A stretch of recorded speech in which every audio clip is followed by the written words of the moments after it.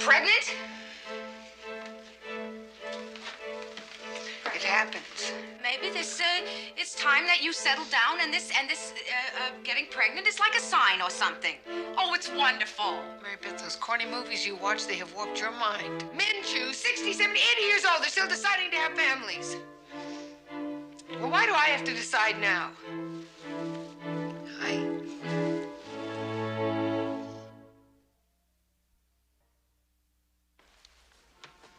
Damn it! Who invented these stupid things anyway? Not me. 21 minutes, too. We're gonna be late. Why am I at a hose? Would you tell me that? I don't know, Christine. I really don't know. What's the matter with you? You've been crazy all week. I'll tell you what's the matter with me. Every time I put one of these things on, I shove my foot right through it. Right through it! Ow! Damn it! What? Ow! Oh, what? Let me see it. Oh, if you've got a Band-Aid, I'll get a Band-Aid. Where is it? In the medicine cabinet. Now, well, get ready. Judge Burns is gonna hold us in contempt. Terrific. I'll tell him about my morning. Complete insanity. The hot water went out in the middle of my shower. Conditioner on my hair, of course. And then... You're losing nails. Oh, yeah, just... All right. Ow! And then I broke my coffee cup. Coffee went all over my brand new Italian suit. Check this out. This new miracle cleaning fluid left a big ring. Look at that. Probably permanent. To top the whole thing off. I don't own a pair of stockings that even a hooker would wear. Here, right here. Take these here. Let's go. No, those are wet. These 19 are soaking wet. minutes, Christine. All right. All right. Wait a minute. All right.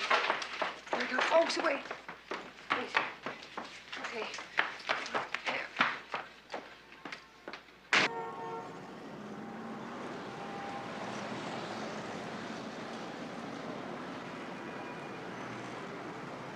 These things are still soaking wet. Listen, you want to rehearse me, Christine? You know how rattled I get in court, okay? Yeah, okay. You're the assistant DA. Mr. Wonderful himself.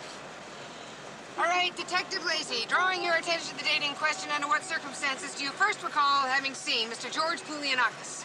I first saw Mr. What is it? Poulianakis. Poulianakis. Okay, let me start again, okay? Okay. I first saw the victim. No Mr. objection. What? I'm the defense attorney, too. He's the alleged victim. These things are wet. Have you ever put on wet pantyhose hose in a car? Sorry. I first saw the alleged victim when we were called to his house some 18 months, 22 days ago on East 20th Street. We'd been there before. There were prior incidents with Mr. Nolan. Harassment of his tenants in an attempt to get them to move so that he could turn the place into a co-op. No, objection again. What? Still the defense attorney. That is hearsay, motion to strike. Oh, hearsay. Would you please just answer the questions as posed, Detective Lacey? What did you see when you first went into the apartment building? Mr. Poulianakis, his door was locked. What did you do? My partner and I, well, actually, it was more my partner than No, me. would you just get on with the answer, please, Detective? Yes, sir. We broke his door down. Turning here. Hey.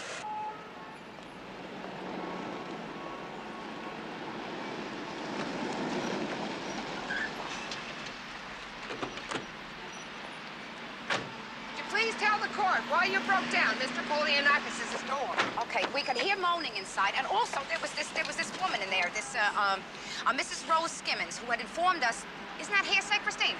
Just answer the questions, Detective. Mrs. Rose Skimmins, who said that. I don't get this, Christine. How come this isn't hearsay too? Not introduced where truth is a matter asserted. How come you know all this stuff, anyways? I'm asking the questions here, Detective. Yes, sir. What was the question? Oh, wait, give me the keys. I left my briefcase. The question, why did you break down Mr. Poulianakis' door?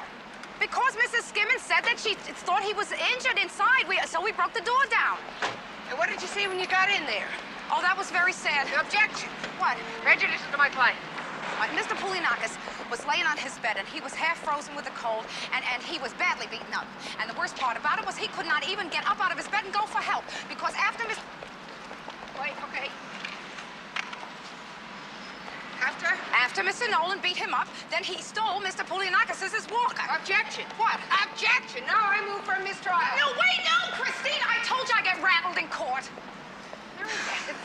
Come on, everybody does. It's like walking through a minefield. No, you don't.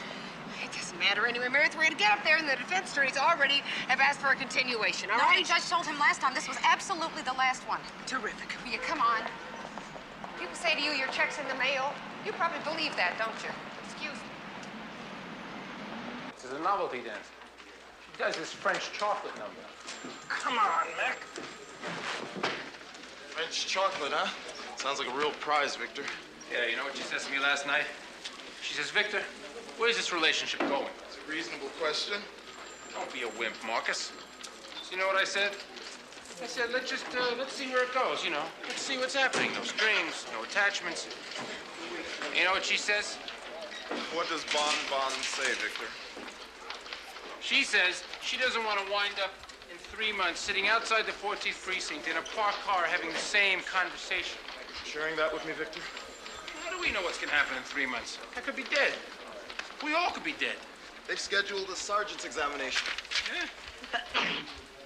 Hey, Lieutenant, you see this? They scheduled a sergeant's examination in 3 months. Yeah, I heard. That's great. It's about time. Well, they only give them every 4 years. Yeah, well, what's the odds? It's a long shot, Becky, but it's worth it. They give you 5 G's right off the bat. $5,000 would certainly help Lauren's college education. College? Lauren's not even 2, Petrie. 19 months, 6 days. Have you seen the new picture? Yeah, you showed that to me already. I did. How about you? Yeah, sure, yesterday. What am I gonna do about Bon Bon? Forget Bon Bon, Victor. Bye-bye, Bon Bon. You didn't even object. You just rolled over and played dead. Watch it, detective. No, she's right, Mr. Burke. Leonard Nolan has been out on bail all this time, laughing up his sleeve at us. Are you two through ventilating? Good, because I'm not any happier about this than you are. Then how come you just sat there? Nolan's lawyers are giving jury instructions in federal court. That means that we trail till Monday, like it or not. Comprende? No, I think it stinks. Comprende? Nolan's got battalions of million-dollar-a-year lawyers, and we get you. Well, how in the hell do we have a chance with you? Well, thank you so much for that vote of confidence. Oh, she didn't mean anything by it. Yes, she did. Don't argue with him. But it doesn't bother me. Because as it is, I'm going to beat the posterior off of Nolan's lawyers. First reason being that I'm incredibly skillful. Second reason being, George Pilimakis is one of the all-time great witnesses to ever grace a courtroom. If he ever gets the chance. A face like your favorite grandfather, but a mind like a steel trap. They look like Attila the Hun if they go after him, and I love it. I truly love it. I'm so glad you're happy. Well, I'm glad that you're glad, but I have one problem. What is that, sir? Mr. Polyamakis did not show up today. Well, the man is probably sick from all the delays. He happens to be a 76-year-old semi-invalid, for cripes' sake. He's been down here 20, 30 times. How many times have we been here? 20, 30 times. She's beginning to get boring. Please get her home. Yes, sir. Call Polyamakis. Get him in court on Monday. Yes, sir. Third floor. Christine, A, because he's on our side. B, he's all we've got. I'm saying we shouldn't go out of our way to antagonize the man. I didn't go out of my way. He got in it. That's an interesting distinction, Christine. You know, we don't have to kiss up to him, and he doesn't have to like us, because the truth is, the press is going to be covering that trial, and Mr. Wonderful ain't going to do anything to blow his big opportunity, regardless of how he feels about us. I'm calling Mr. Polianakis to find out why he wasn't there. All right, but don't take his head off, okay? Just a little consideration, a little respect. Thank you. Emily Post.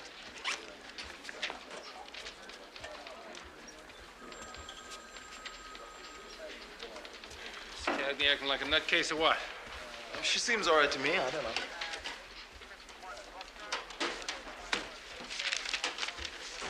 Yeah, Mr. Polianakis, please. What? When?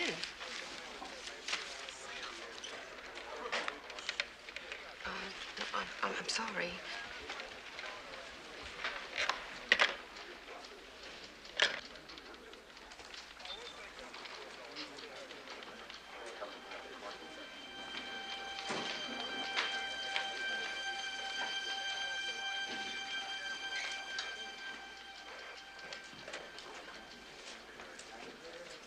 Hey, Christine? Hey, wait up. Oh, yeah, she's fine. She looks fine to me, too. What? Christine? Yeah.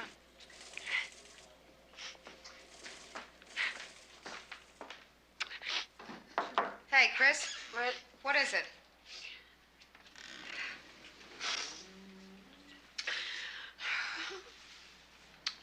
Mr. Poulianakis. What? Went into a coma 3 days ago and he died last night. Oh, Lord. Oh, geez. Hey. Hey, Chris. This is very sad about Mr. Poulianakis. Oh, I never saw you like this before. What, something? It's something else, huh? Oh, getting to you all at once, huh? Oh, No. yeah, I know what that's like. Look, I know that you don't like to talk about your problems, and I don't like to push, okay? So you want to cry it out, you go ahead. Really. No, go ahead. It's good for you. It's okay. I really feel stupid. Oh, I'm sorry. don't be silly. Now, good cry sometimes the best thing for you. You know, those tearjerker movies, I could cry for hours. And one time, when I was pregnant with Michael, I cried. I couldn't stop crying. I cried a whole week. Poor Harv. He thought that I was miserable or something, but it was just hormones, you know? What? Oh, Chris, come on. You gotta give me a clue here or something so I can help you. You got it. You? What? All I said was hormones. When you're pregnant.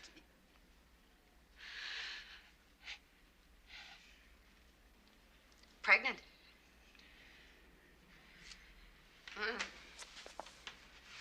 Pregnant? It happens.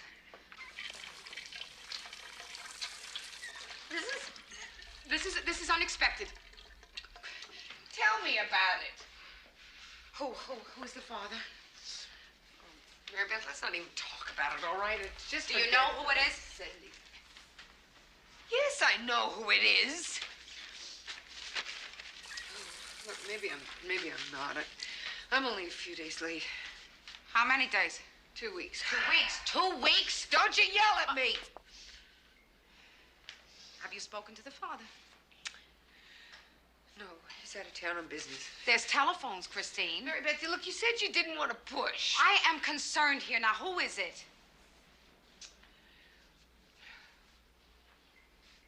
It's Neil. Neil Riley? The one with the wife who does not understand him? He's divorced. Since when? He was separated when I met him, Mary Beth. I told you that. You never listen. And what, he got divorced for you, huh? No. He just got divorced. You always really liked Neil. So this is good. That's great. No, I mean it. Maybe it's time that you settle down, and this getting pregnant is like a sign or something. Oh, it's wonderful. Mary Beth, those corny movies you watch, they have warped your mind. Well, what would be so bad? You're crazy for Neil, and you're so good with children, Christine. I'm probably not even pregnant. Now, don't that. Then you're starting again with that ostrich routine with a head in the sand. This is not going to go away, Christine. You know, Mary Beth, I will probably get my period today if we just stop talking about it. We got a case that's going down the tubes now. We gotta go see the I gotta fix my face. Shoes. Oh, shoes. Come on, Mary Beth. We have to go to work.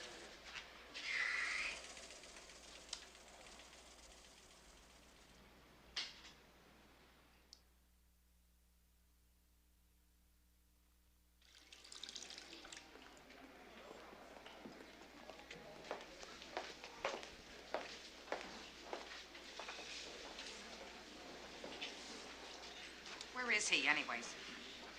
Obviously still in court. They haven't broken for recess yet. Not the DA. Neil Riley. Calm. Let me drop this. Oh, it's okay. It's okay, ma'am. I'll see you in Judge's chambers this afternoon, okay? Mr. Burke, What are you doing here? George Poulianakis died last night. No. Why now? Why does everything happen to me? To you. Mr. Poulianakis died. Well, we can kiss that case goodbye. That was the defense strategy all along. Keep continuing the case until the eyewitness went senile or died. Nice profession. But, Mr. Burke, we still have Mr. Poulianakis' transcript, or whatever you call it, right, from the grand jury. We can introduce that at trial, can't we? Oh, sure we can. And then the defense lawyers can eat me for breakfast. No opportunity to cross-examine, no opportunity to observe his demeanor in the courtroom. He could have been mistaken in his identity, 76 years old after all. Memory problems as we grow older. Reasonable doubt, not guilty. Kiss it off, detective. Kiss it off? What do you mean, kiss it off? The minute defense counsel hears about Poulianakis, they'll ask for dismissal. And I'm not going to oppose it. how did I guess? The reason I'm not going to oppose it is to avoid double jeopardy attaching. Wait, please, I don't understand, sir. What are you saying? If we go to trial and lose, that's it. But on the other hand, if I dismiss before the trial starts and you police can build me a winnable case, we can refile the charges against Nolan at that time. Well, and start that continuance business all over again? Well, Sure, what you're worried about is taking a chance of losing a big case with the press looking at you. So it's much easier to dump on a tough one and blame it on the police department. our business is concluded. No, wait, Mr. Burke, our case is trailer killed Monday, right? So if we come up with something by then, would you be willing to go ahead with Of it? course, but I need direct evidence, preferably eyewitness testimony by a reliable witness of good character. Great, maybe there was a convention of nuns in the room. Would you please get her out of here? Yes, sir. You got no problem with me. We'll do what we can, sir. Crispy, Cagney, slow down.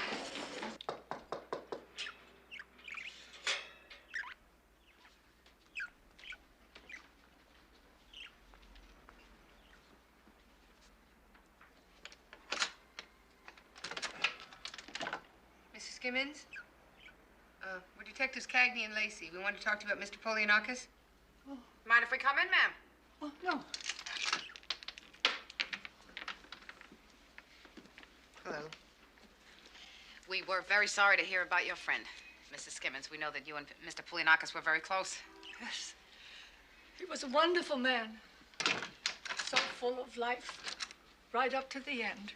Just sit down. Thank you. Thank you.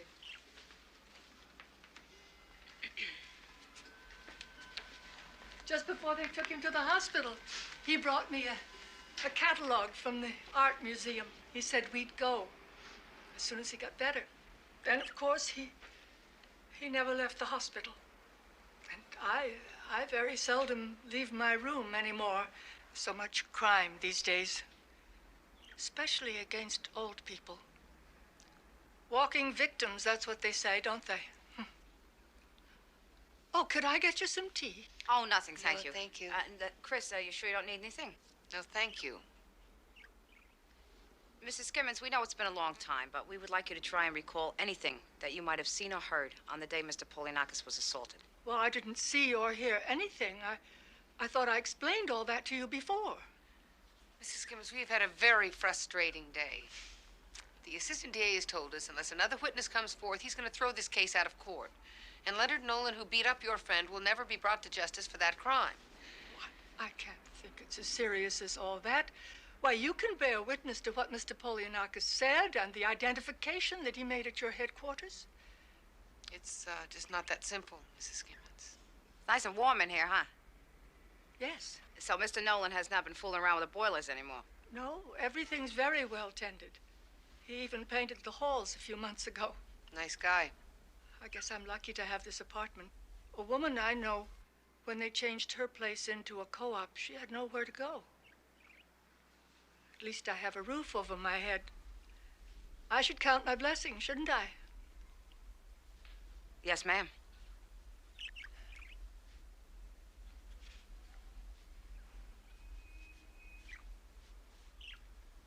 Come on, princess, let's go. Oh, that poor woman. She's scared to death of everything. Yeah, well, she better get ready.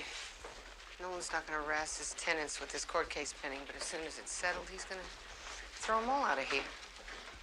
So where are we? Nowhere. Hey, it's late. You want to pick up on this tomorrow? Yeah. You okay? Do me a favor, will you? See a doctor or something. Okay.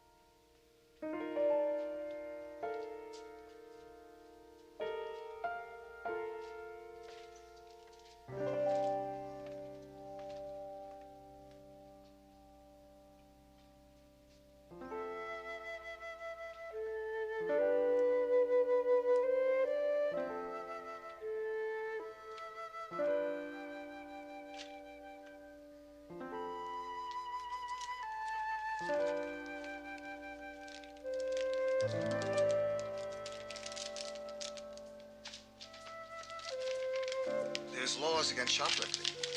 I suggest now that you've opened that. No, please, I'd like to take this. It's for a friend. Maybe gift wrap.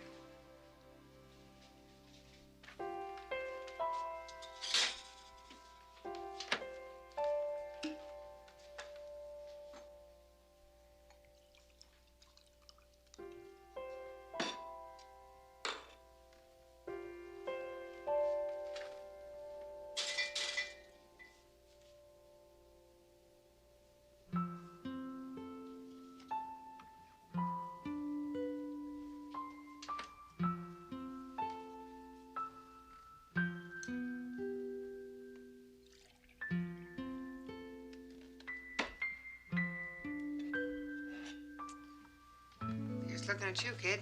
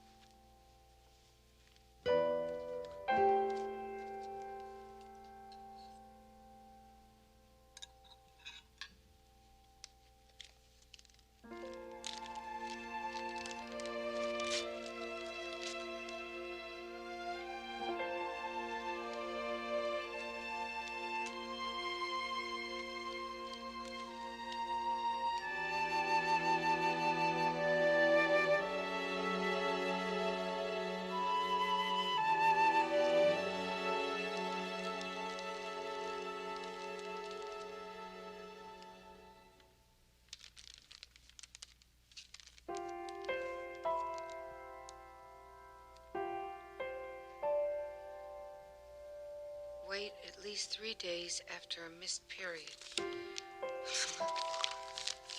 did that.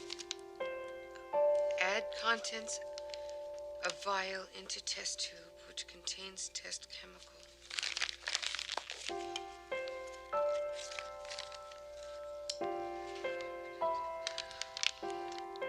First, take morning urine. Take first morning urine. Drop 1 drop into test tube. Shake vigorously. Place test tube in holder and leave undisturbed for 2 hours before reading the results.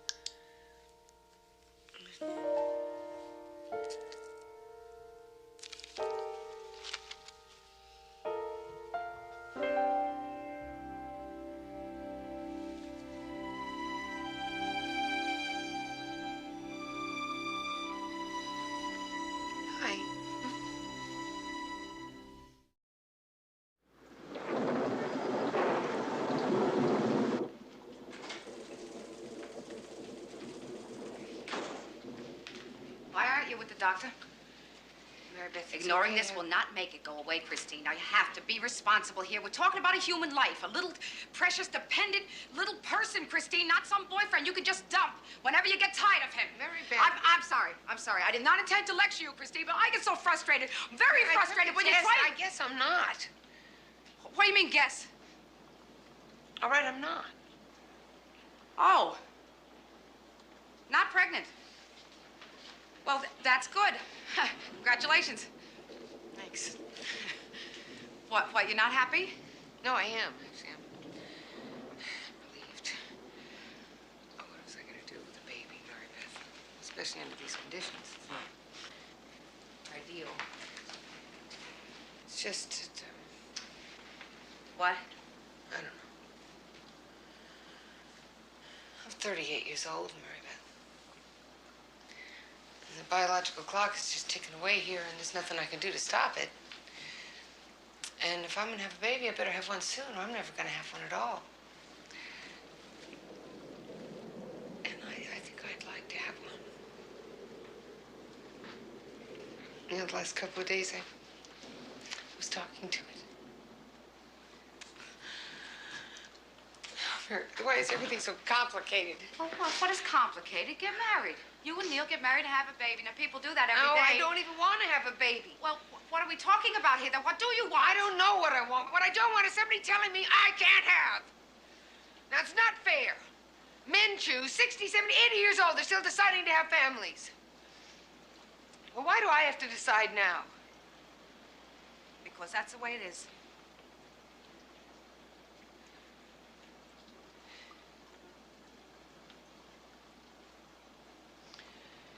Come on, we're going to Rikers Island this morning.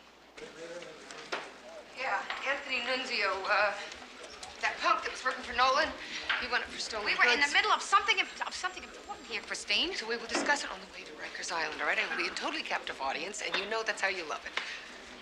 All right, I'm just trying to be a friend here is all. If you're not interested in that, then forget it. It doesn't matter. Later, okay? We've got a case that'll be dismissed by Monday if we don't get off our behinds. And my personal traumas can wait on this case will not. Come on.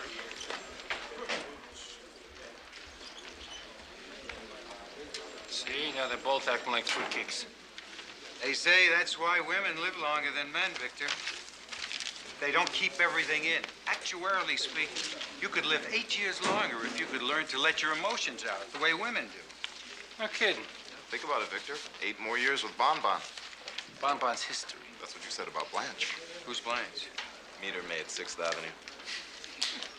Hey, she was going to night school, taking up pharmacy. All right, let's do some business. So, your group calls itself the Vermin. You say that on Sunday, somebody stole your mother's van.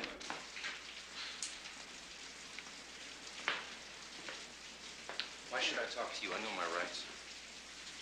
You should talk to us because you were stupid enough to get collared again. Which makes you, sort of an idiot. And a prime candidate for the persistent felons program.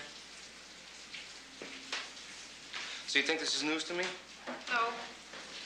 That was just the bad news. Good news is you'll be eligible for Medicare when you get out.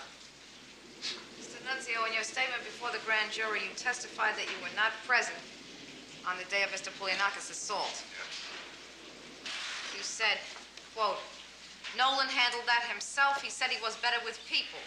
So Mickey and I, we just did some little jobs for him. Busting up the boiler, tearing down some mailboxes, unquote.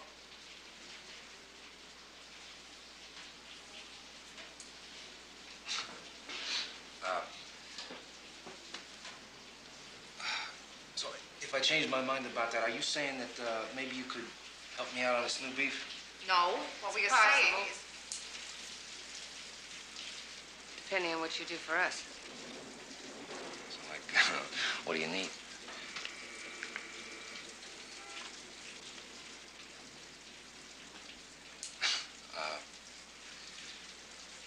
See, actually, that's wrong. Because I was in the room when Nolan beat up the old guy. See, I didn't know he was gonna do it before we got there. And then after he started, I asked him to stop. See, Nolan is not a guy you want to mess with. So I was afraid to tell you all this before.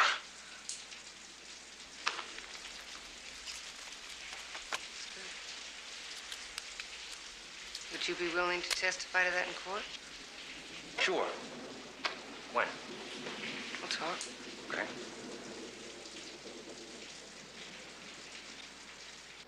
Yeah, not with perjured evidence.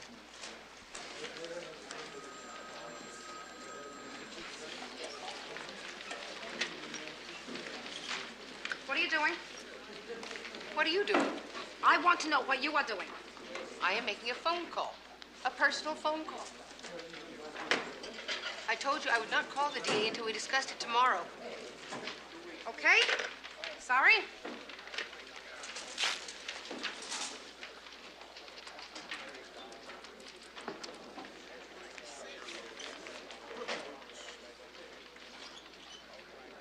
Yeah, Neil Riley, please. Christine Cagney calling. Oh, I thought he was due back today. I see. No, that's all right. Thank you. No, there's no message.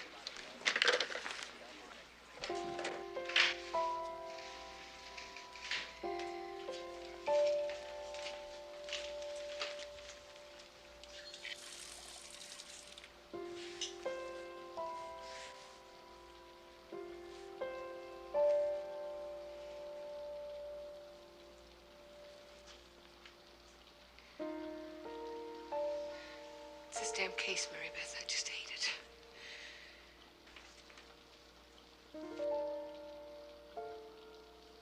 Remember when we first collared Nolan, Dory McKenna? I'll tell you, I really loved that man. I did. But he was much more interested in packing white powder up his nose than he was in me. And now... Neil Riley. Yeah, his secretary just told me he's still out of town on business. And he's not. Probably is. Well, what's the problem? I don't understand. Because when she said it to me, I thought she was lying. Oh. It made me just... I got so embarrassed. Possessive. Well, happens. But I hate being embarrassed. I just hate it. Oh, now wait here. Don't tell me. Christine Cagney has experienced a human emotion. A quick pick up the rug and sweep it under again.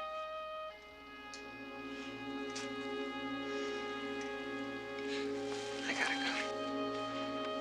go. You want to come home and have dinner with me instead? No, I'm having dinner with Charlie tonight. Oh, nice. Yeah, I'll see you tomorrow. Say hi to your dad for me. I will.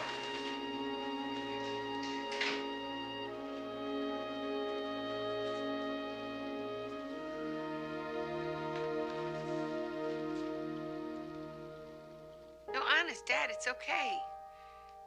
I do... No, I do understand. It wasn't even a big deal, honest. I just sort of wanted to talk to you. Look at your face. Yeah? Okay, no, next week's good. And put $1 in the slot machine for me, okay? All right. Bye, Charlie.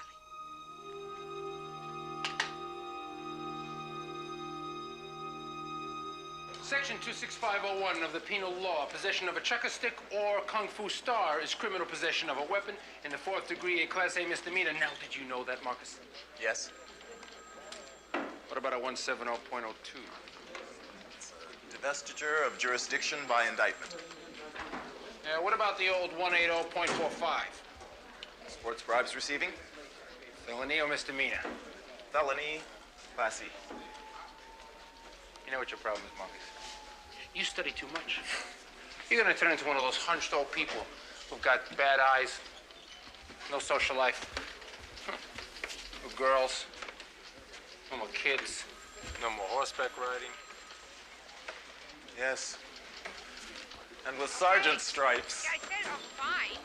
All right. Thank you very much. Morning, Christine. How was your dad? Thank you. He went to Atlantic City. But Neil called me. Oh, was that him on the phone just now? Nope. That was our assistant district attorney. I was talking to him about Nunzio's testimony. You were what? You told me that you would not talk to him until we had I talked know about it, it together Mary Beth. It first. doesn't matter. Burke was not interested. Oh, why not?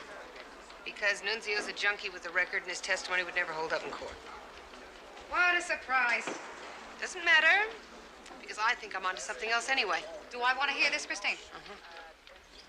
Mrs. Skimmins. Oh, wait, no, don't tell me. We are going to get Mrs. Skimmins to perjure herself, too. We're going to get Mrs. Skimmins to tell the truth. Sit down. Look at this. In her original statement to us, she said that she went down to Mr. Polianox's apartment, knocked on the door to pick him up for their weekly trip to the library. There was no answer. She became very frightened, and so she called us. Yeah. All right? That call has been logged in here at 9:48 a.m. on a Tuesday. Now, I called the library. And on Tuesdays and Thursdays, they do not open until noon.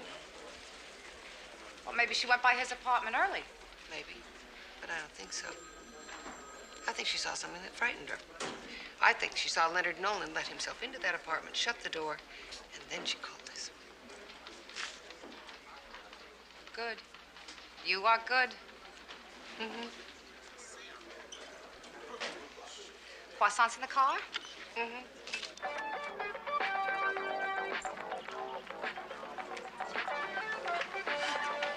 Those boys there. Don't worry about them. Christine will give her bad cop stare. Show the bad cop stare. Hey, how's it going?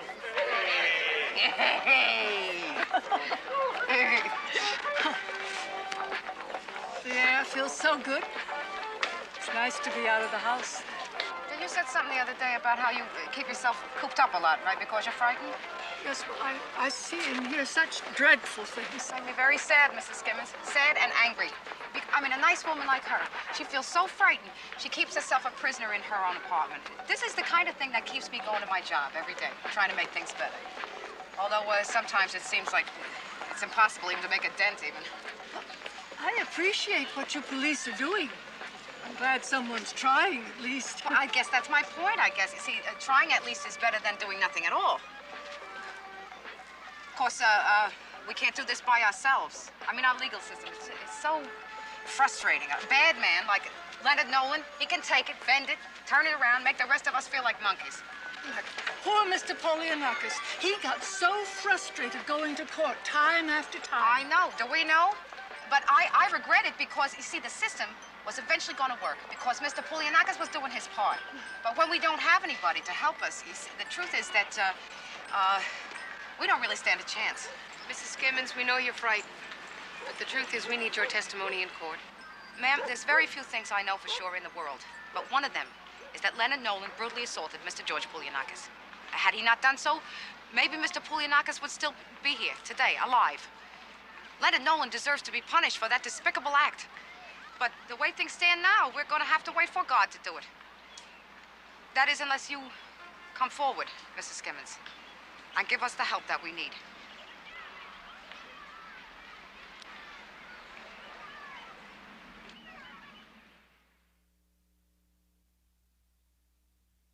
I saw Mr. Nolan come in, so I hurried back into my apartment. I looked through my peephole, and I saw him going into Mr. Polianakis' apartment. How did he get in? He used his pass key. And then what happened? Even through the door, I could hear Mr. Polianakis crying out for help. That's when I called you. Now, I know I should have done something more, but I didn't know what else to do. You did fine, ma'am. Did you see Mr. Nolan again that day? Yes, I watched him come out of the apartment. He was carrying Mr. Polianakis' walker. I waited till he'd gone. Then I tried the door, but I guess Mr. Nolan had locked it. I called out to Mr. Polianakis and said, "Hold on. There's help coming." Then I went back to my apartment and waited for the police to arrive. Thank you, Mrs. Skimmins. We know that that was hard for you. Do we have a case? Just one last question. You never came forward before with this information. In court, the defense lawyer would want to know why. I'm not a brave woman, Mr. Burke. For the last 10 years, I haven't asked much of life, just not to be hurt. I was afraid Mr. Nolan would retaliate against me. That's all I could think of. I feel very sorry and ashamed. That's not a way to live, is it? Well, you're doing what needs to be done right now. Huh? Huh? We've got a case. But if you don't mind, I'll need just a few hours of your time to have your statement transcribed. Oh, don't worry about it, ma'am. I'll tell you what we'll do. We will come back and pick you up and take you home, okay? Oh, that's very kind of you, but it's an easy bus ride from here, and I was thinking I might like to stop at the museum on the way. Hey, good for you. It's wonderful. And you were wonderful, and if you need anything, you just give us a call, or I'll tell you what, we'll pick you up for court on Monday. 8 o'clock? 7:15, we'll take you to breakfast. That's a nice idea. How about, have you ever had honey-baked ham and eggs at Stan's? Fabulous. Stan's, forget Stan's. Chez Maurice, espresso and crepes. You like Belgian waffles? Ladies, do you think we could discuss menus on Monday? Monday. See you then. And by the way, thanks. So we did good. Yeah, we did good. Mary Beth, you're wonderful with Mrs. Skimmins. Honest, I really admire the way you handle witnesses. Yeah? Well, you were the one put the whole thing together, Christine. So, we're a terrific team. This is true. What do you say we go out and celebrate how terrific we are? Oh, you mean now? What? Oh, you got Harvey and the kids, right? No, I was just thinking that I would study tonight for the sergeant's exam. Tonight, you got 6 months. Oh, you'll probably study the night before and pass, won't you? Probably. Yeah. Well, I need 6 months, Christine. No. 5 months and 29 days, huh? Tonight, what do you say we get 5? Okay. Can you believe that creep? Weak script. Mediocre concept. But it complimented the production value. Doesn't anybody know what a producer does? Manny, sweetheart. I asked you How are you? Walk and talk, Manny. Walk and talk. Did you call Harvey again? Harvey will live. No. Harvey's all right. He's okay. Okay. Harvey's more than okay. Let's do to St. Harvey. Huh? The best man in America. He's not a saint. Okay. He's my sweetheart. Okay.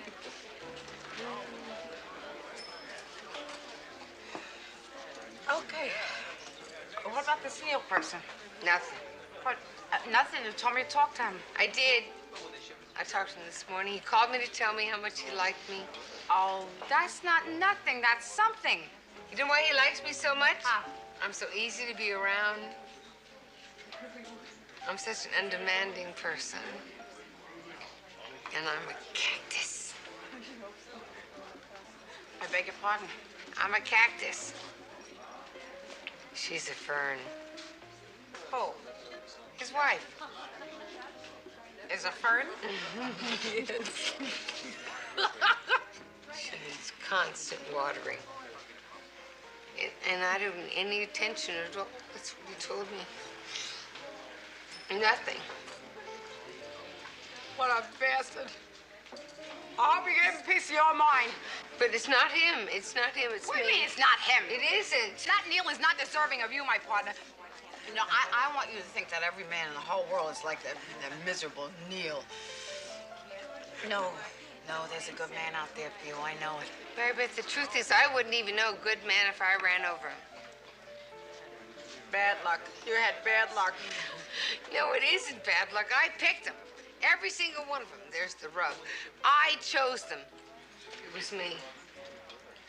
That doesn't make sense. It makes perfect sense because if I chose them, then it takes all the responsibility off of me to make a permanent commitment to any one of them. Okay. So, you're a person that wants to live alone. That's okay. The people do that. But that isn't all I want. I don't want just that. There's a part of me, there's a very big part of me that would like to have a husband and a baby, like you, and a family. Somebody that I can connect with that's more than just me all by myself. I'd be a very good mother. I know that. No. I know that. No, you think I'd be a lousy mother. I probably would. And my kids would end up on the couch. 20 years in therapy, blaming me for everything. And what about being the first female police commissioner? How do you handle all of that? I don't know how to do it. I don't know either. It's very hard. It's more than hard. It's impossible. Do you know, I thought I had it all figured out for myself. I did. I liked everything that I was. I just loved it. And then I didn't like anything that I had, and I wanted everything new and everything different. And I don't know how to change it. I don't know what it is anymore that I want my breath. I'm very confused and I just hate it. Well, I, for one, am very proud of you. What? Shh. I'm proud of you. I'm proud of you because you didn't sweep it under the rug. You let it out and let it hit the air. See, you gave sound to the thoughts. Sound and air, and then you can start to deal with it. You think? Yeah, certainly. Let's get another tree. Okay. Excuse me. Bartender, do that again. Excuse excuse me. Oh, I gotta get something to eat, Christine. I'm gonna be sick on the bar. Are you gonna be sick? No. No, let's call Harvey. Let's call Harvey and invite him to come down and join us. You sweetheart, Harv. I love Harvey. Oh, thank you. Yeah, here, thank you. So what are you gonna do? What am I gonna do about what? Well, I mean, what do you think? About what? Your life.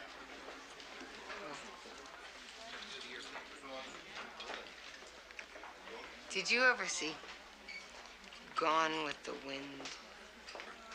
Certainly. Remember Scarlett O'Hara? Frankly, my dear, I don't give a damn. That was Fred Butler. And it was Scarlett and me. I'm gonna think about it tomorrow.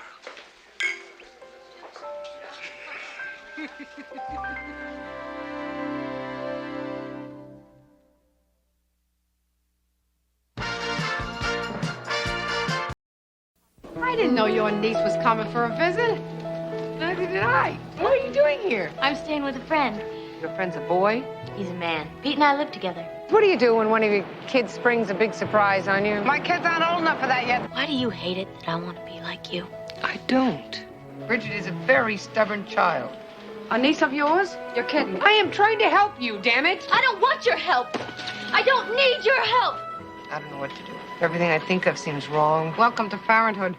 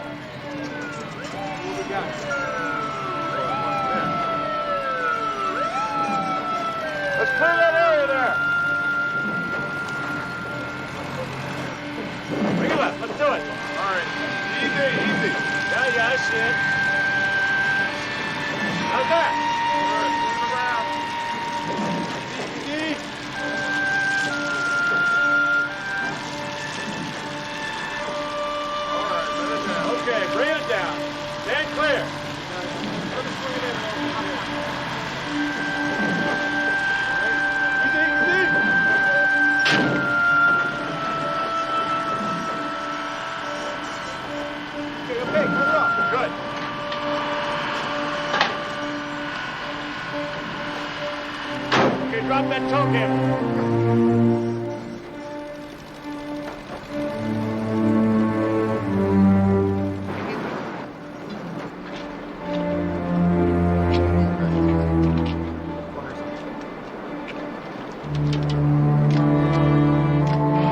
She reported her husband missing 2 days ago.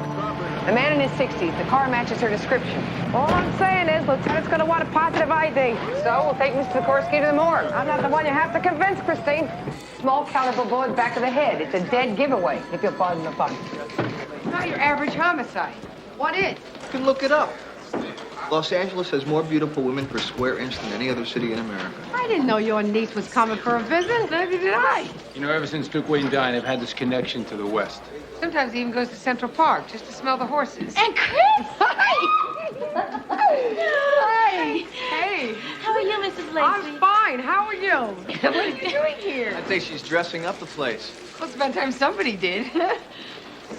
Somehow I feel the two of you have not solved all the crime in New York. I think that's a gentle hint from our sergeant to get back to work. It was a real pleasure. Well, let's talk horses sometime, okay? It must be fun working with those guys. Fun, yeah. The three-letter word doesn't describe it. What are you doing here? When you came to L.A., you told me I should travel more, remember? Is this it? I'm staying with a friend.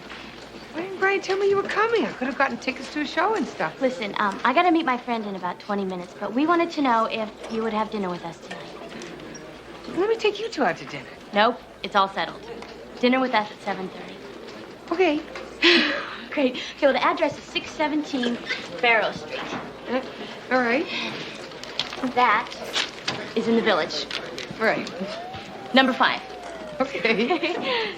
So I'll see you tonight. Yeah. Oh, good. Oh, gosh, it's good to see you. Oh.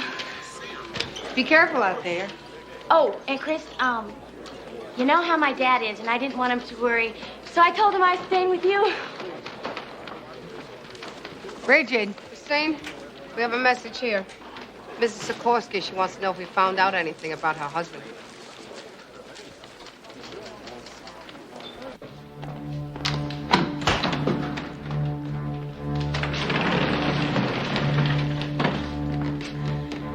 Mrs. Sikorsky, is this your husband?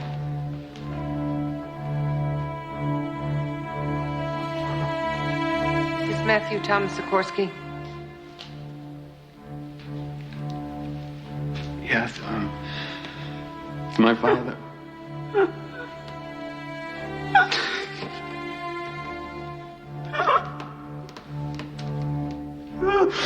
Mama. Mom.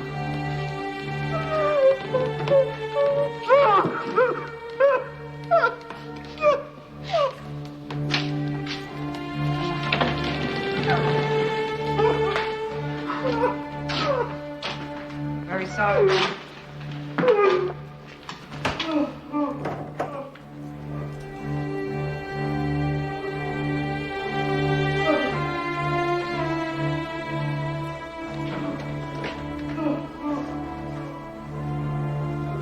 Sikorsky had to be into something, Mary Beth. Mobsters only kill each other. He was murdered. Doesn't automatically make him dirty. And one we find he was.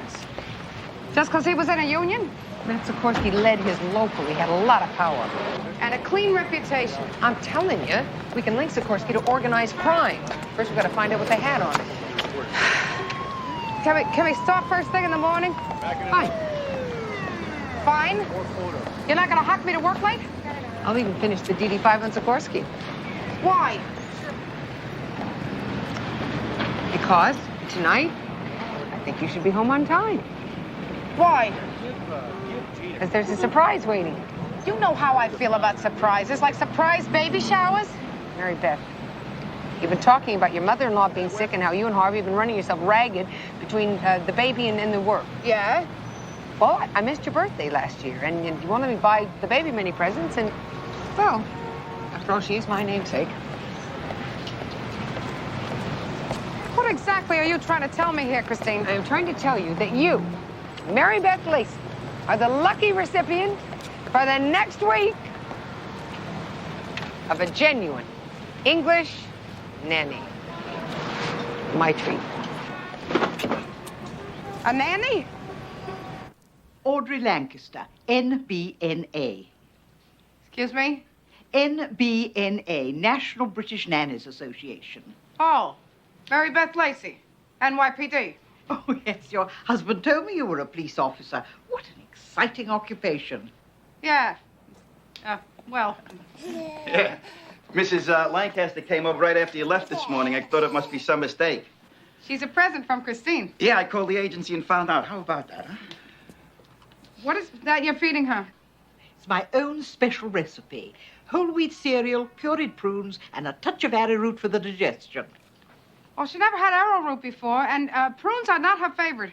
Well, she seems quite pleased with it, Mrs. Lacey.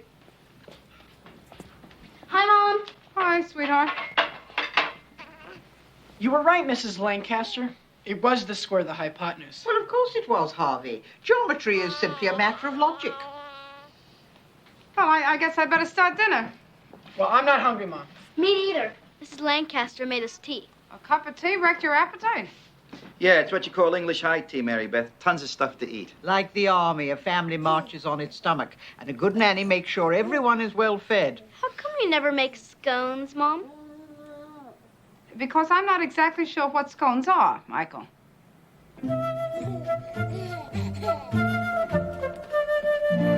My dad called you? He called you at the police station? I would have called him if he hadn't. What'd he say? He was not thrilled. He said I could go to New York. Mm-hmm. This summer with your mother. With my mother. When you were my age, you were in Paris by yourself. Yeah, well, I made the mistake of bringing that up, too. It's not costing him anything. I'm spending my own money.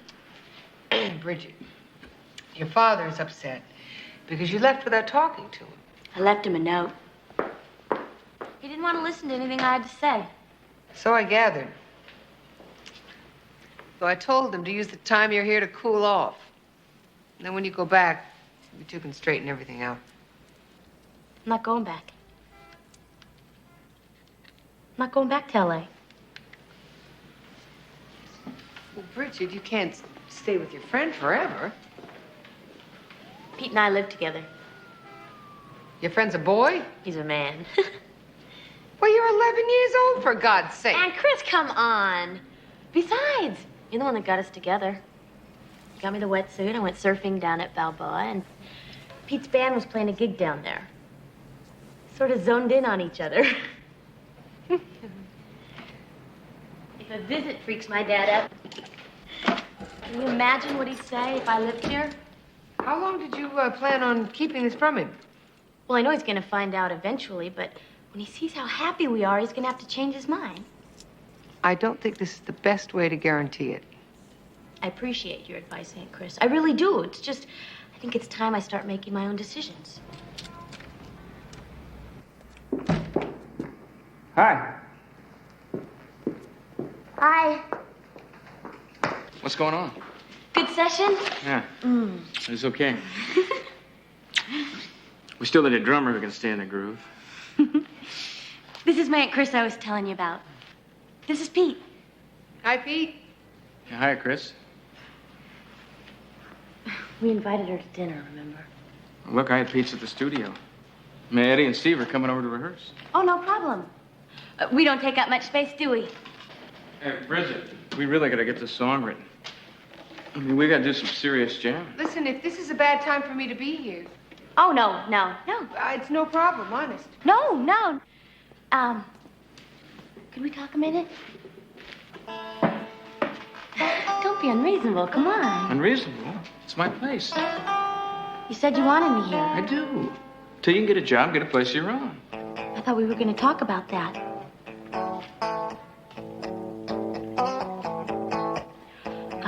Aunt Chris. Yeah.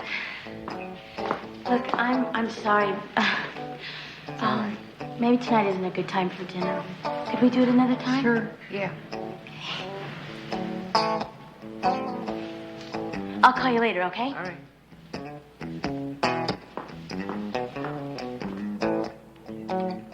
I thought we were going to talk about this. I was real upfront with you, Bridget. It's not like we're living together.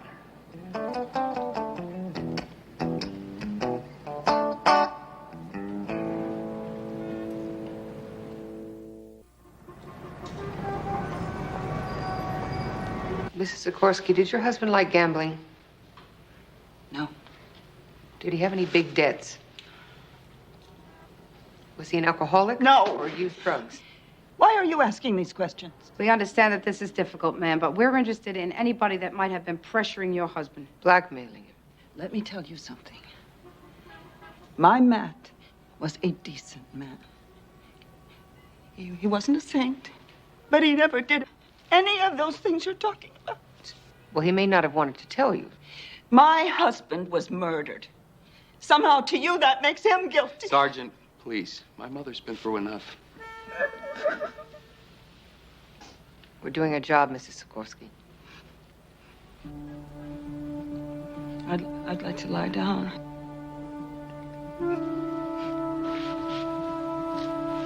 Let's take it easy.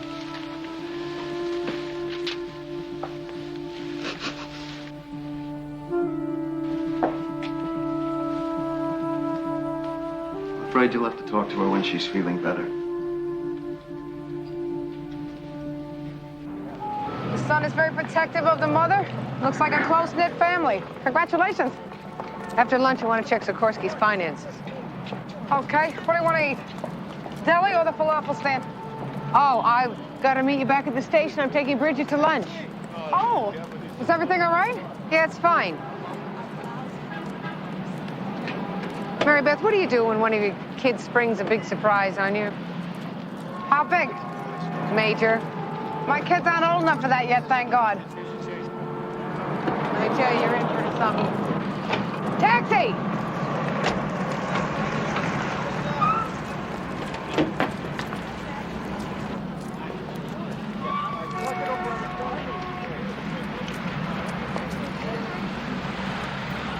I kind of had the plaza in mind. It would have been my treat. This is better. I can't see New York from a restaurant. I like being in the middle of things. Oh, you came to the right place. Pete comes here a lot with the band. He says it puts them in touch. Okay. So, are we going to talk? Absolutely. I need your advice. Sure, go ahead. I can't decide if I should go to the Whitney first, the Museum of Modern Art, and Pete says the view from the World Trade Center is really awesome. Speaking of Pete, I know what you're going to say. You didn't exactly get a great first impression of him last night, but Pete's going to be a big star. He's just got a lot of heavy stuff going down now. Bridget, I couldn't help overhearing what you two were saying last night. Okay. So a relationship scares him a little. Guys are like that. Has he ever said how he feels about you? Look. Pete loves me. He wants us to live together. He just hasn't realized it yet. Well, what if it doesn't dawn on him in the near future? Oh, we'll cross that bridge when we come to it. I used to say that a lot, too. But, you know, it isn't quite that easy. I'm doing okay so far. I think I take after you. Me? Come on. I mean, you went to Paris for school, but you stayed because you were in love, didn't you? Well, that was part of it. And you handled it fine all by yourself. It was no big deal. I don't know if fine is the right word. There were other circumstances, Bridget, and it was a different time. All right, man!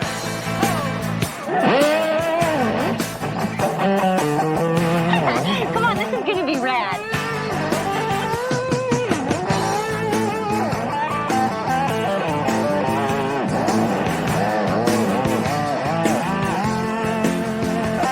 Sikorsky. S-I-K-O-R-S-K-I.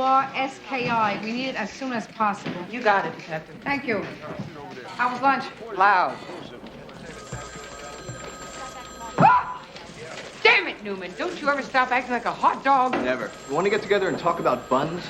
No press. All right, Newman? I'm not in the mood. Alas, neither am I, but I have something hot for you, Cagney, besides my body. Excuse me? Certainly not your mind. I just broke the Mannheim case. Please, no applause. My informant also has something very interesting about a man named Sikorsky.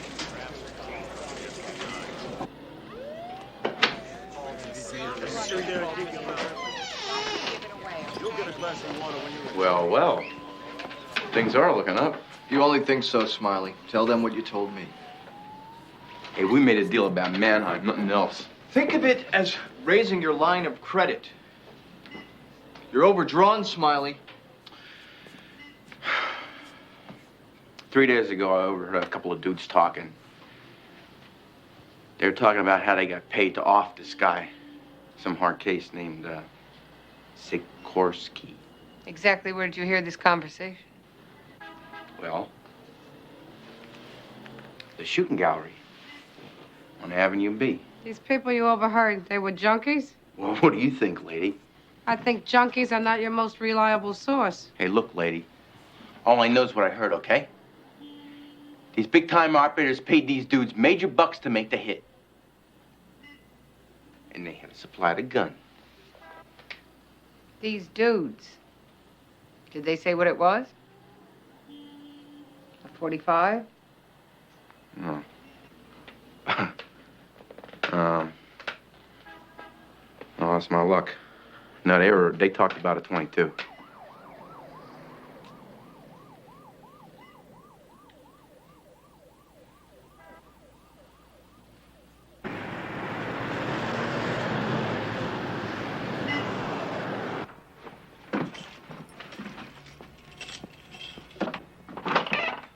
Good evening, Mrs. Lacey. I hope you've had a pleasant day. Fine, thanks.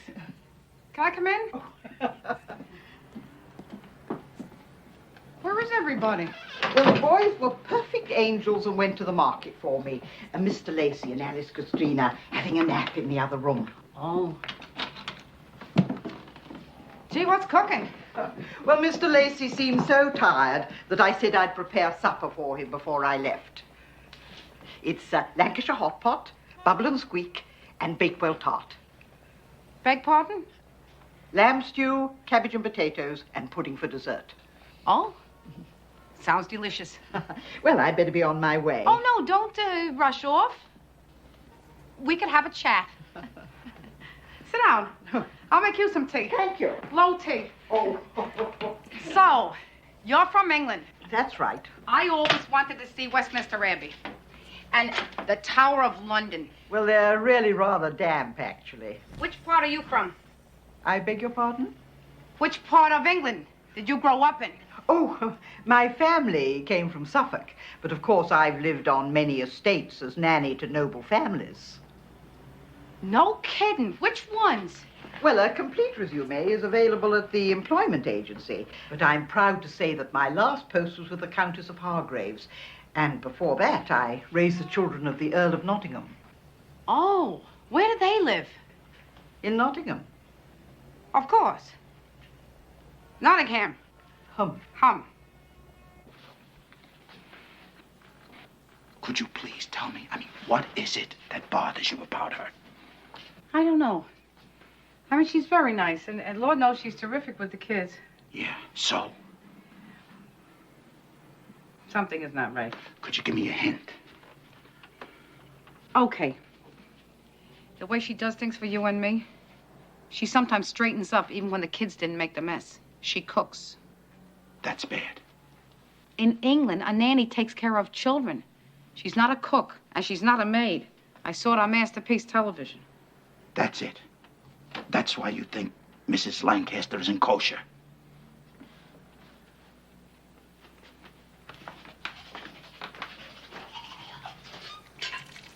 It's a feeling, Harvey. I'd worry about anybody that was looking after our baby. You know what I think, Mary Beth? I think you've been a cop too long. I think you are suspicious of everybody. Yesterday you come home and you tell me Matt Sikorsky was dirty, a man I never heard a bad word about in 15 years. I said maybe. And then you come up with the idea that this nanny is Dillinger. I didn't say the nanny was Dillinger. I said something about her bothers me. Good night, Mary Beth.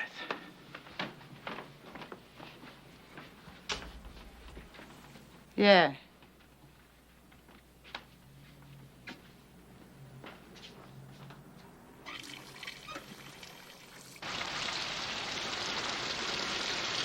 How did it end with Bridget? Damned if I know. All she wanted to do was talk about museum. Interesting. What did you do? What could I do? I recommended the Rembrandt sketches at the Met. Cagney, I love two things about you. Your grace under pressure and your water pressure. Very funny coming from a man who's all wet with no clothes on. If you had any class, you'd get in here with me.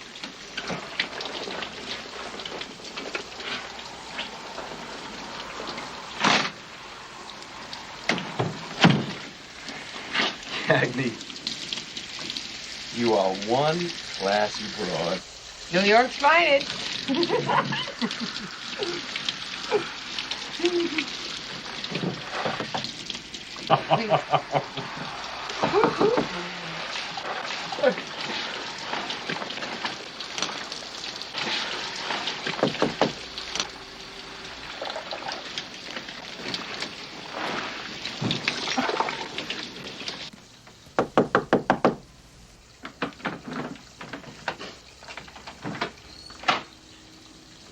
Sorry to bother you so late. I need a place to crash.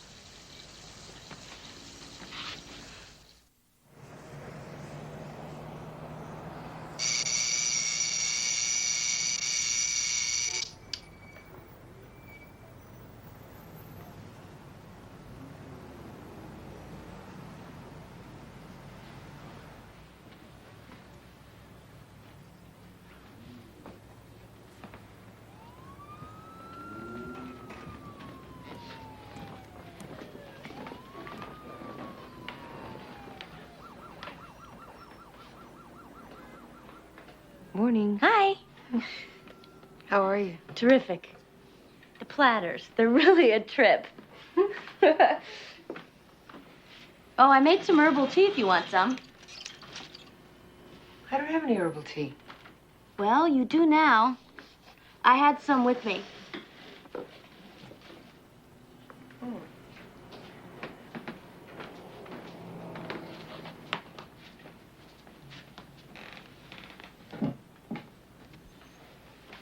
Want to talk about it? I'm fine. But I am sorry I messed up your date. Oh, David and I will survive. I wasn't too sure about you last night. Well, you win some, you lose some. Pete kind of got rained out. So, the want ads are definitely the best cure. What ads? Well, I'm not qualified for much besides waitressing, but if I make enough good tips, I can put some away each week towards my own apartment. Here in New York? Well, I probably can't afford Manhattan, but one of the guys in Pete's band told me that Brooklyn and New Jersey are cheaper, so I wouldn't have to stay with you for more than a couple months. Bridget, I don't think you've thought this thing out. I know it's an inconvenience, but I'd be happy to help with the cooking and I'd be happy to pay rent. Matter of an inconvenience, honest. What about your parents? You haven't called them. Well, they'll have to get used to the idea. New York is where I should be right now. So what, you giving up Stanford altogether? I know I'm doing the right thing. Getting out on my own. It's the same thing you did, Aunt Chris. Oh, gosh. Do you want to use the bathroom first? No, go ahead. Thanks. I want to look good for the job market. I think it's an excellent idea. Don't ask.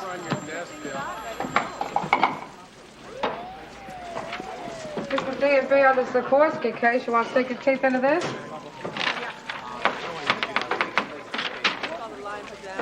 No major creditors? He and Mrs. Sikorsky owned their own apartment. They had savings in cash and bonds and his pension from the union. So comfortable, but not rich. Looks like a dead end, Chris. Sikorsky wasn't selling dope. Two junkies were paid to hit him, execution style. It's a warning to other dealers. Sikorsky probably did business in cash. Just makes it harder, that's all. How's it going with the nanny? Fine, Christine. It's a very generous present. Thank you. I loved Mrs. Twombly. That was my nanny. Alice seems to like Mrs. Lancaster, too. Things are so uncomplicated at that age. How's your niece enjoy New York? It's a little different than palm trees and freeways, right? I mean, my new roommate. Bridget is staying with you now? Isn't that wonderful? The family's getting closer all the time. Tell me.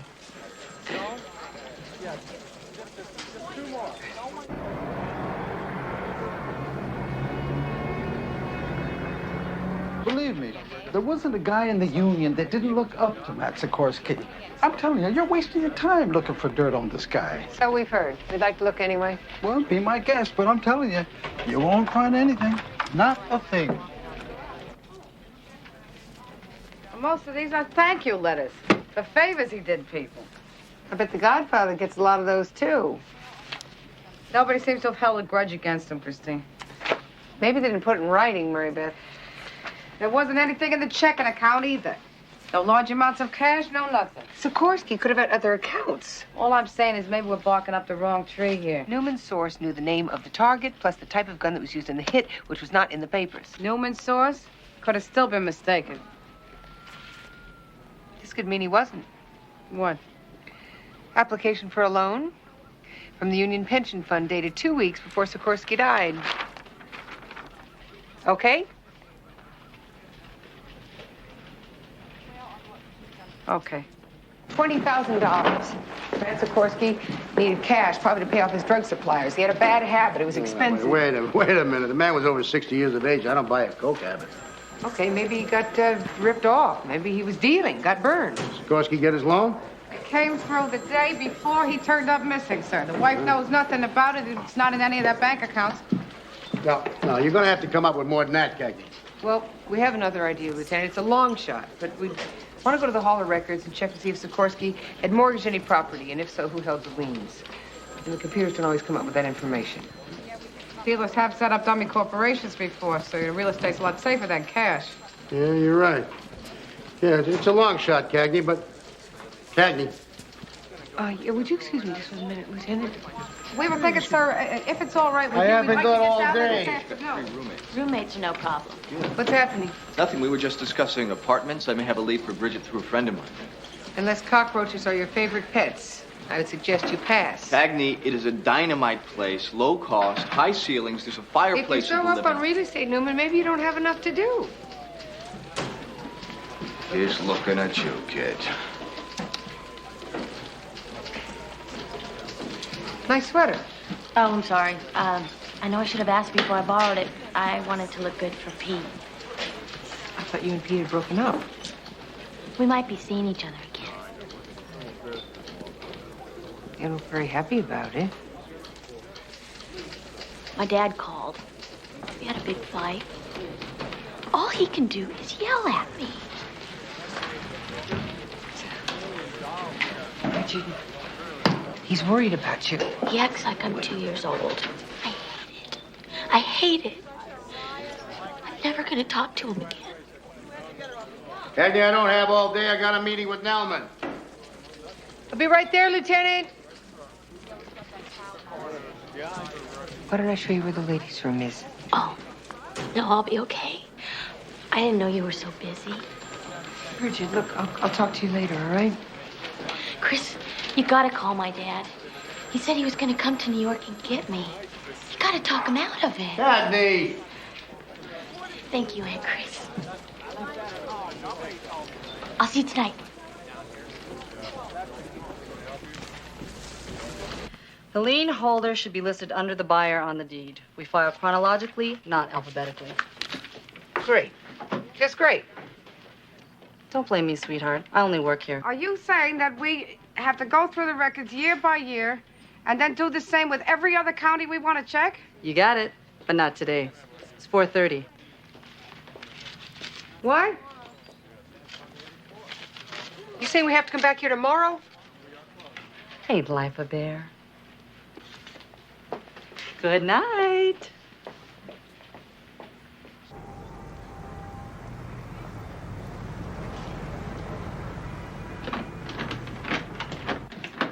Hi. Hi. I know it's a disaster area. I really spread out when I cook. But I'm great at cleaning up. It's a thank you dinner because you have been so great. No, I haven't. Oh, guess what? I talked to Granddad. Oh, Charlie. You were right. He's fantastic. He wants to show me all around New York, and he said I could crash on his sofa whenever I got on your nerves. Thank you. So, what did my dad have to say? I didn't call him. Oh, right. Well, the rates are cheaper now. You can still reach him at his office. I'm not going to call him, Bridget. Well, why not? I'm not going to run interference for you. I thought you were on my side. Bridget, you came to New York with this kind of romantic idea that you wanted to do what I did. And it's not... You didn't want anybody telling you what to do. But you're running away. And you're mad at your father, and you... You were mad at your mother. That's what my dad said. That's why you left. My loss. Didn't get along with my dad either. My loss. But we're talking about you. Now, you say you want to be independent. You don't have a job. You don't have any money. You have a boyfriend who may or may not want to live with you. And you want me to call your father and explain that? I told you, he won't listen to me. Do you listen to him? He cares about you, Bridget. He just doesn't want to see you hurt. You sound just like him. Nothing I do is good enough. I guess I'm just a screw-up all the way around. Not true. You're scared, and I understand You don't understand anything. You're just like my parents. Do as I say, not as I do. I am trying to help you, damn it. I don't want your help. I don't need your help. What are you doing? I'm going to stay with Charlie till I can get my own place. Who the hell you are? The hell I'm not. You walk out that door, young lady.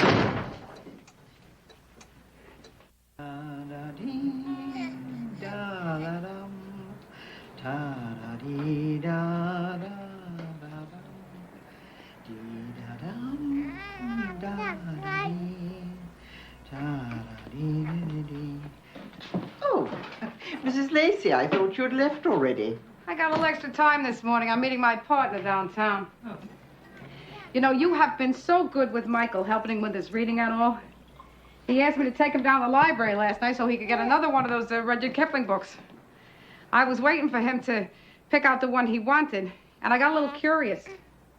So I looked up the Earl of Nottingham. I think his kids must have been a little old for you to take care of. Since the last Earl of Nottingham died in 1858, there wasn't any Countess of Hargrave either. Mrs. Lacey, I'm so ashamed. I've never done anything like this in my life. Oh, Lord. Here, have a tissue. Oh, thank you. A good nanny always has her own hanky. You've been taking care of our daughter under false pretenses, Mrs. Lancaster, and I would like to know exactly why. I meant no harm, Mrs. Lacey. Really, I didn't. Oh, I can show you all the references you like, all perfectly genuine. But they're not from the peerage.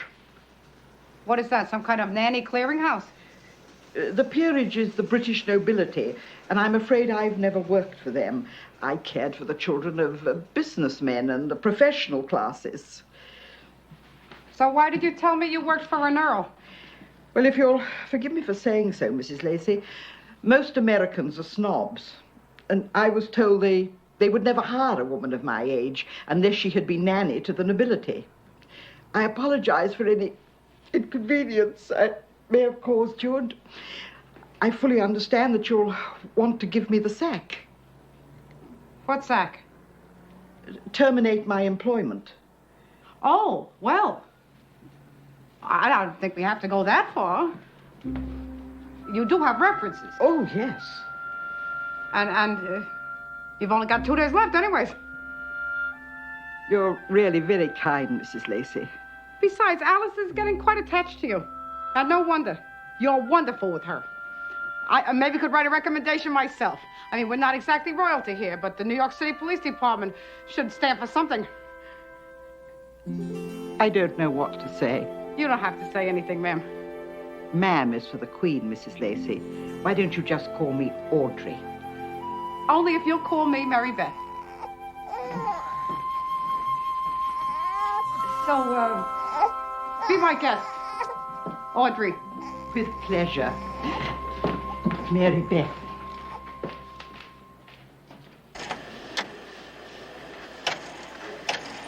So I followed her to the elevator and gave her cab fare. I told her she'd take the subway over my dead body. It's not funny, Mary Beth. Bridget is a very stubborn child. A niece of yours? You're kidding. Then she writes me a check for the cab fare. Plus, quote, anything else of mine she may have used inadvertently, unquote. Yeah, Harvey Jr. once wrote him a paper saying he was tired of doing his chores and we should hire a maid and he would pay us back when he graduated college. This is a little more serious than that. Yeah, I know. Did she get to Charlie's okay? Oh, fine. She's already got him eating out of her hand. Then there's Brian. He may show up at any minute. You gonna call him? I don't know what to do. Everything I think of seems wrong. Welcome to parenthood. Pay dirt, Mary Beth. Over here, look. Look. March 1981, Sikorsky bought an office building on the east side under the name of Sitcorp. He bought another one in July, downtown. That's where he's hiding his drug profits. Has to be. You must be mistaken. You think I wouldn't know if my husband bought a building? Your name was listed as an officer of Sitcorp. Your husband invested hundreds of thousands of dollars under that name, didn't he? We never had that kind of money. My God, you can see how we live. Your husband mortgaged over $500,000 worth of the corporation's property. Do you know why? I don't know about any corporation. You denied before that your husband had a drug habit. Are you sure that that was the truth, ma'am? Yes. I lived with a man for 30 years. He loved me.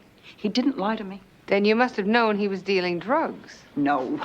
Matt would never touch that poison. Sergeant, I don't like this. Well, we either have to do it here or downtown, Mr. Sikorsky. Who's your husband working for? He worked for his union. Nobody else. Mrs. Sikorsky, we need your help to find your husband's associates, ma'am. Don't know what you're talking about, and I have told you that already. Mom, it's all right. Just take it easy. Mr. Sikorsky, we don't like asking these. Then stop it! questions. Just stop it! Who do you think you are? Who the hell do you think you are? We're citizens. We pay taxes. We have rights in this country. I mean, this is not some banana republic, is it? You can't come in here and push my mother around like this. I have friends, you know, high up, very high up, and I can have your job so fast, lady, your head's gonna spin. You hear me? You think you know everything? No, you don't know anything. My father dealing drugs is the most ridiculous thing I ever heard. Drugs? My father? My father was the greatest guy in the world. The greatest guy in the world. So what do you think, my father was someone who was keying snow? We never considered you, Mr. Sikorsky. You set up that phony corporation, not your father. All he did was borrow $20,000 to get you out of trouble. You probably never even told him what it was for. You must have been working for some big-time dope dealers for them to put out a contract on you. They killed your father by mistake, didn't they? Right after he gave you the money to pay them back. That's crazy. Is it? Yes. No. No. It's the truth, isn't it? Someone else pulled the trigger, but you killed him. His own son.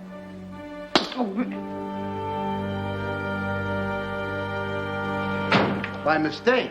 Yes, sir. The son was the one who was dealing dope, and Junior owed the bosses a lot of money.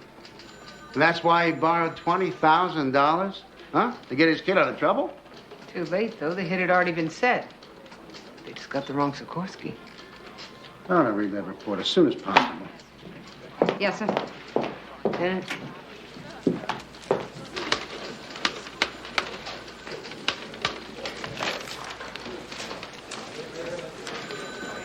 You want to sign this? Oh, yeah. Yeah. We got the names from Robert Sikorsky. We'll get those viruses that killed his father.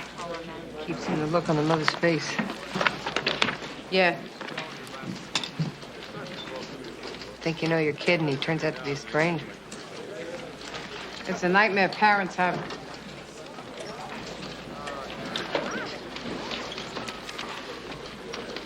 There's not much paperwork left here. I'm gonna take off early, okay?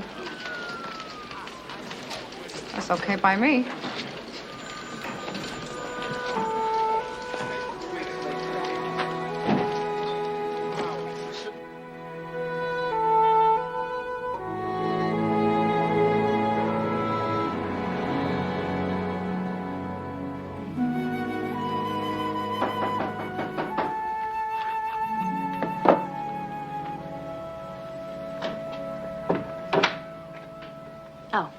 I thought Charlie forgot his key. Thanks. I'd love to come in. Charlie went to get some Chinese food. He'll be back in a few minutes.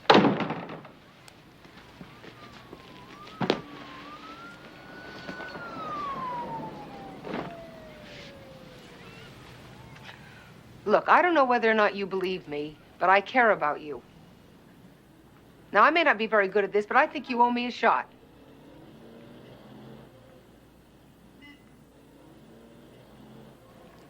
You're right. We are exactly alike. You're just as pig-headed as I was.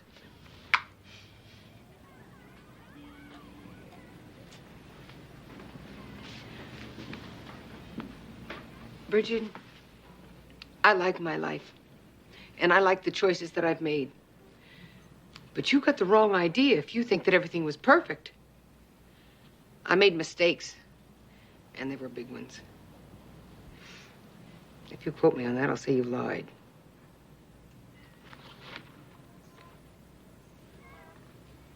I didn't think I could talk to my mother. So I went off to Paris. And if I could go back and change that, Bridget, I would. Charlie was showing me pictures of her. And you. Why do you hate it that I want to be like you? I don't. I like it. But you can't live my life. And you can't run away from yours. I hated Stanford. I'm not going back. Well, then make another choice. Get a job. Earn the money to travel. But do it because you want something. Not because you're running away. I can just see you trying to tell that to my father. He expects too much. I used to think that my mother expected too much, too. Christine, you are not living up to your potential. Sound familiar? Yeah. Yeah. But I think that she did that because she loved me. Only I didn't realize it until after she died. Your father is a very kind man when you get to know him. And I think that you love him a lot. I do. Love him. It's just that I don't want to give in. But it isn't giving in. It's growing up, I think. I'm sorry I lost my temper. It's okay. It's hereditary. I'm gonna miss you when I go back. I'm gonna miss you, too. I've gotten kind of used to having you around. I didn't drive you crazy. I didn't say that. But I'll miss you. Don't worry. I'll be back. Okay.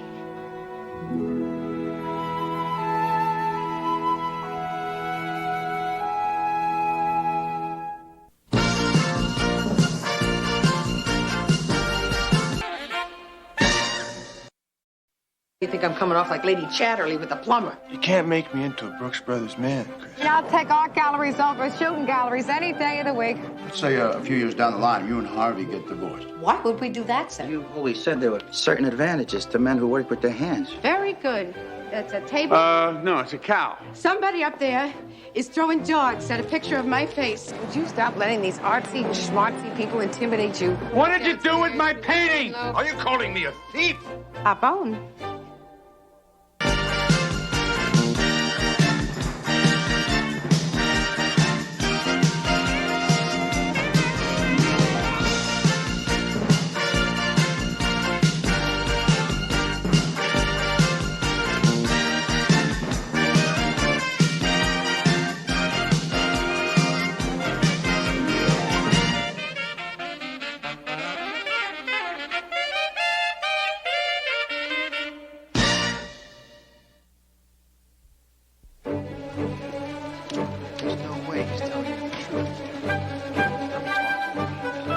Esposito.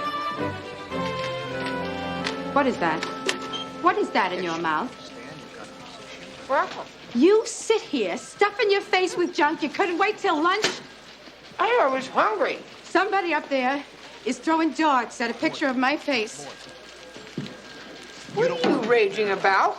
First, I stopped to interview Dolores Gunnelman, who has barricaded herself in her kitchen with her rabid St. Bernard Milton. Then I break a heel off my best comfortable pumps, but this is nothing, Christine, compared to my visit to Mort's Deli for our lunch. For the out-of-the-diet special? The place is wall-to-wall with cavemen. You know the type. Nasty when they're hungry. So eventually it's my turn to order, and some guy with his knuckles scraping on the floor pushes in front of me. Did they take him out on a stretcher? Christine, I am a courteous person.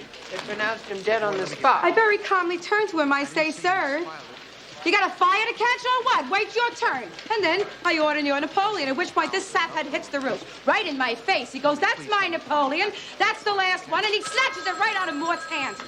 And then I get him with both barrels, Christine. It's mine, musclehead. If you'd have been here first, maybe you'd have got it. And I snatch it right back. And then this guy starts yelling, "You're lucky you're a lady, lady." I love New York. Back and forth goes to Napoleon. I'm sure it probably tastes even better. How do you know I won? Never a doubt. Now listen, while you were out, we got a call. A burglary at the East End Children's Hospital, right? Oh, Lord. Well, before we go, I have to change my shoes. You better eat every crumb of this. Could be tricky. You give me your address, I'm fixing the job. Hey, that'd be terrific. Consider it done. All right. Cagney. Visitor. Hey, Oscar, what's cooking? Nick. Oh, I was working in the area. Thought I'd shoot by, catch you for lunch. Oh, you should have called. I have lunch already. Man, that's no big deal. Want a pastrami? How much? It's on me. Hey. Nick Amatucci. Al Carrasa. How you Nice doing? to meet you. Manny Esposito. Hey, Nick, what's your 9 to 5? I'm He a has his plumber. own business.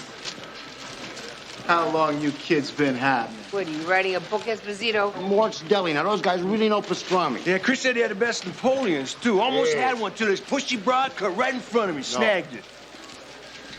Was she broad? Carasa, Esposito, in my office. Duty calls. Thanks for the pastrami. Don't mention Nick, it. be cool, bud. Back at you.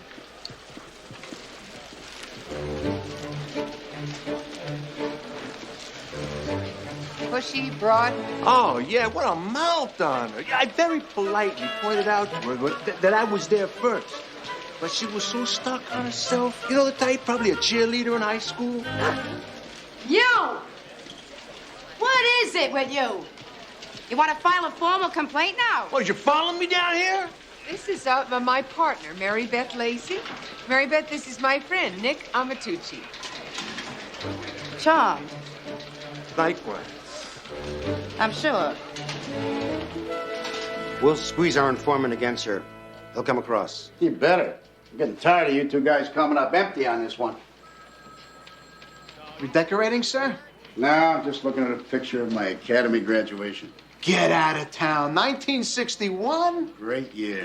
Now, look, don't tell me. Let me guess which one is you here. Third from the left. Whoa! Look how young you look. You are aging very gracefully, sir. You see the guy on my right there? Uh-huh. It's Danny Carton. Him and me were partners in my salad days. What a guy. What a character. Still on the job, is he? What? No. He's in Maui, that lucky stick. Yeah, he's head of security of some fancy schmancy hotel. He's flying in here tomorrow. Oh, it'd be great to catch up on old times. Yeah, we had him, too. Every Wednesday night, even after I made detective. Him and his wife, me and Thelma, we would get together, taking a movie, down a few. Then him and me would arm wrestle over who was going to buy the next one. Oh, no, sir, my ex-partner works in a clothes store. Every time I walk in, he acts like he doesn't even know me. No wonder. No, not my partner. Danny and me, we were like brothers.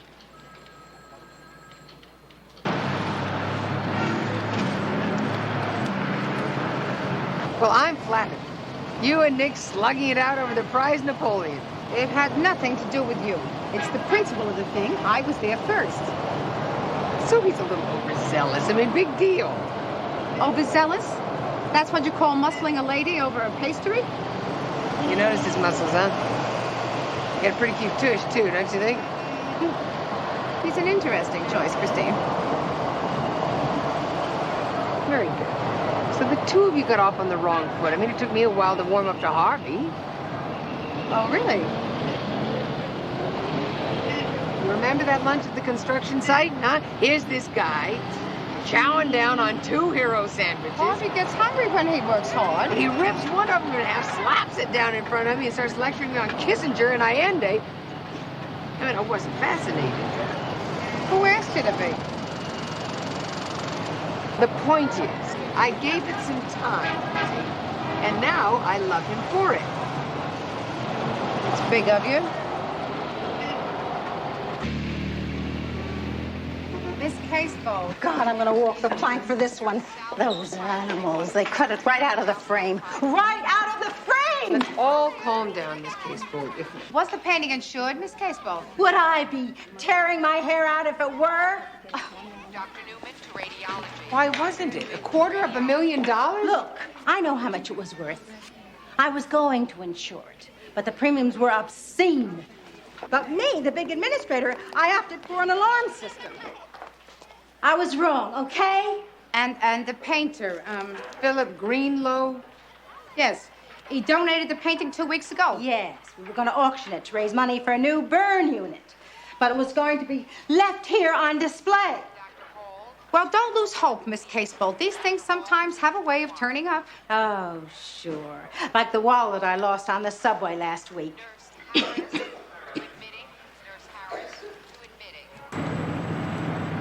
My junior year in Paris, I could have bought a Greenlow for peanuts. So you like his paintings? Yeah, but that's not the point. The point is, today, it would be worth a fortune. Of course, I bought a VW instead. As Eileen always said, if ifs and buts were candy and nuts, every day would be Christmas. My cousin Eileen, she was always carrying on about how she could have bought IBM at $5 a share.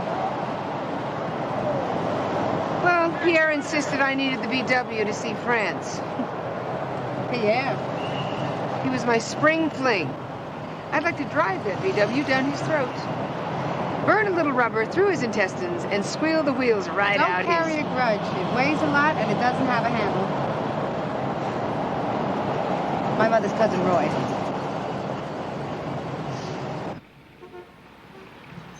Qu'en étiez-vous, Perry? What's that thing? That spring, I looked out my window, and all I saw were American girls with long hair and short skirts. Oh. You were the best thing that ever happened to an expatriate. Well, I remember you guys, too. Selling your paintings on the streets, sketching in cafes, trying to get into our backpacks. There's that great little bakery by La Coupole. Yeah, remember that witch who hated all the Americans? Every dirty French word I know, I learned from her. Mr. Greenlow, the painting. Do you remember anybody expressing strong interest in it before you donated it to the hospital? My agent has a list of inquiries. When I was first painting in Paris, I couldn't get a soul interested. Back then, I was sleeping in a bathtub, sweet-talking college girls into buying me dinner. Times have changed, huh? Any of your work been stolen before, sir? You referring to what the dealers do to me? I wouldn't know about that, Mr. Greenlow. I got it. The Queen's accent I got right off. There's a little bit of South Boston in there. Am I right? That's very good, sir. Phil, Queens is my stomping grounds, too. You're kidding. Yeah, I would have guessed Soho or the Village. You're expecting a tortured man, bloated with wine, missing a left ear, huh? Or maybe a guy with a beret and a limp wrist? Huh? No, not exactly. Huh? Yeah, guilty. I play poker every Saturday night, and I never miss a Knicks game. You like it? Very much. Me too.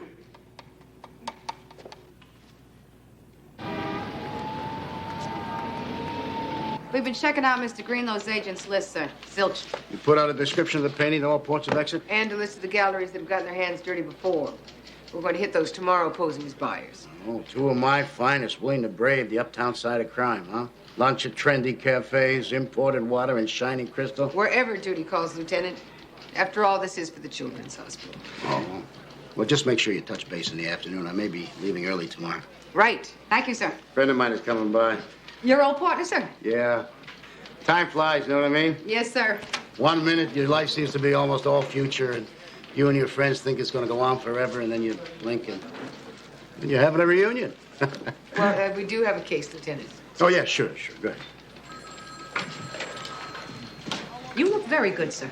Oh, thank you.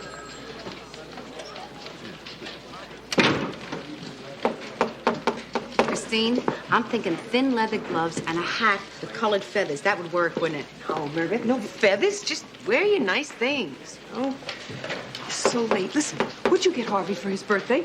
A monogram bowling ball, 15 weight, made in the USA. We Lacey's always buy American. Muriel has a hat. It has a sweet little brooch and a net. We're going to art galleries, Meredith, not the Oscars. Just wear your hair. I want to look elegant, Christine. You're gonna look fine. Would you trust me? I used to do this all the time until I got bored with it. You know, men should not be allowed to have birthdays until they've dated a woman at least 6 months. You asked me about Harvey for Nick Amatucci? Birds of a feather. Well, I thought maybe we could flock together sometime. You know, give Nick a chance to show you his good side, and you could show him yours. When you and David were an item, it took an act of Congress to get you on a double date. Now suddenly you're all for it? I just thought that Harvey and Nick might hit it off. Harvey would never jump a line and body check a person for a pastry. Oh, you want to change the record, Mary Beth? They have nothing in common. You're right. Nick's league bowls on Tuesday nights, and Harvey's bowls on Mondays. Good night, Christine. You go buy Mr. Amatucci anything you like. I am going to go buy myself a hat with a brooch and a dozen feathers. I'll see you tomorrow.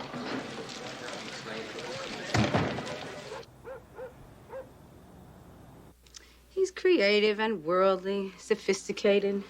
They were in Paris at the same time. She should be going out with somebody like him, only younger. That Gary Hardy's something else. You know what he's up to now? No, she has to get herself involved with a plumber. Yeah? Well, you always said there were certain advantages to men who work with their hands. Yeah, but this man is obnoxious and rude, Harvey. Yeah? Sounds like a match for Chris. Harv. What did you trade that for? You seen your lawnmower lately? This here chapeau, Harvey, is featured in Vogue magazine, and I am going to be properly dressed. Stay away from the park, Mary, but that thing may have friends out there.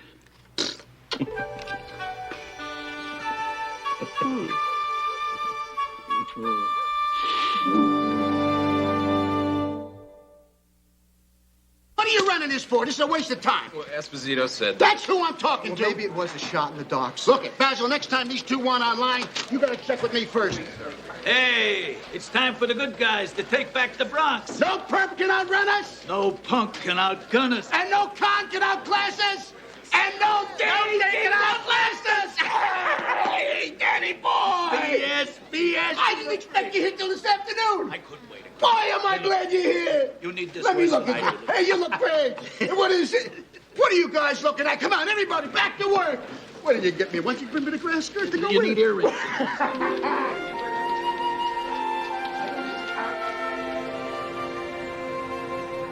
It's invigorating how Sandrine uses repeated forms to address the viewer in actual space rather than implying a metaphorical one. The irony is refreshing, but I think that his allusion to the pre-Raphaelite movement is rather obvious. Very obvious. Ah, now we have several green rooms. Oh. And for us, well, his work is truly silent poetry. Truly.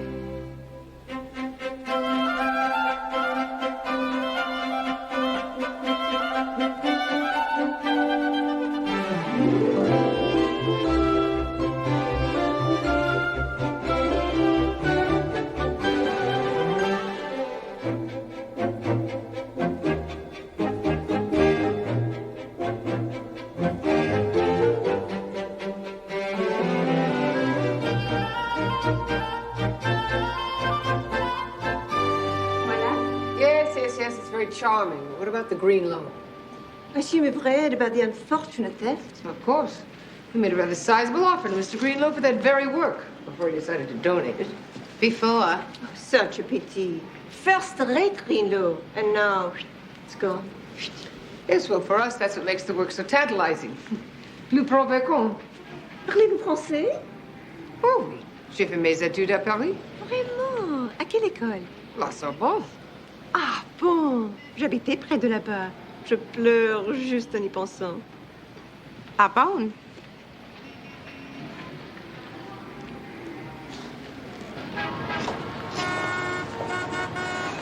This feels like playing softball at South Boston Grammar School. Audrey Feather, she was the captain, and she used to send me way out in right field, hoping that no one would hit the ball that far. There I sat, in the dandelions. Mary Beth, would you stop letting these artsy, schmartsy people intimidate you? You were great back there, Christine. Smooth, you know. Grace Kelly in high society. Yeah? I was playing my mother. I flashed back on my cavity-prone years when she used to drag me into the city. Every Saturday was our day of culture. We'd have lunch in the Russian tea room, followed by either the symphony or the museum. That sounds nice. One time, my mother took a Saturday off from work and took me to the Radio City Music Hall. And we saw the Christmas pageant with a full symphony orchestra. She was grooming me to be her clone, but I got out in the nick of time. After the movie, we were supposed to go skating at Rockefeller Center, but my mother was so tired. So we went home. Still, it was a great day. A great day. Okay, Mary Beth, I vote for pizza. Michael votes for chicken in a basket. Alice is undecided. Whatever you want, Harvey. Oh, come on, baby, you gotta break the tie. What is this? I'm figuring out what classes I could take this semester. I thought you were gonna give yourself a break, babe. There's an art history I want to do and a music appreciation. 2 classes. Tuesdays and Thursdays starting at 6. The night you're supposed to pick up Alice. Well, how about if we switch around the schedule, sweetheart? That is a hell of a time commitment, babe. Harv, I'm tired of feeling ignorant. 'Cause me, I could take night courses till I'm old and gray. Still, I'd never catch up. To who? When Christine was 19, she was hobnobbing with artists in Paris. We all wish we had a trust fund, babe. No, it's not that, Harvey. It's the experience. It's what she learned from being there. Wouldn't you like to take Alice to the Museum of Modern Art and be able to tell her all about the paintings? We can take her, babe. We can take her, and we can rent a cassette tour. I want it to come from us, Harvey. I'm trying to broaden my horizons here. And if you're not going to be supportive, I vote for chicken in the basket. Mary Beth, you can't burn a candle from both ends. I know what I'm doing. Listen to this, Harvey. Russian and Soviet music from Glinka to the present.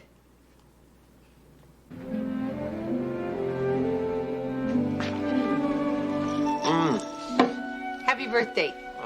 Chris, you didn't have to go to all this trouble. No, it's any trouble. It's just a little something I picked up.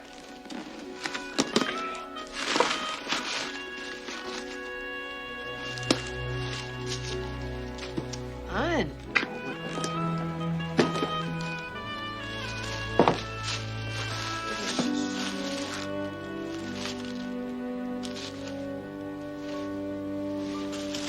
Hmm? 100% silk. Look.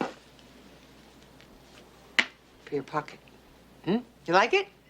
Yeah, absolutely. Yeah. Good. Where would I wear this? What do you mean, you'd wear it out?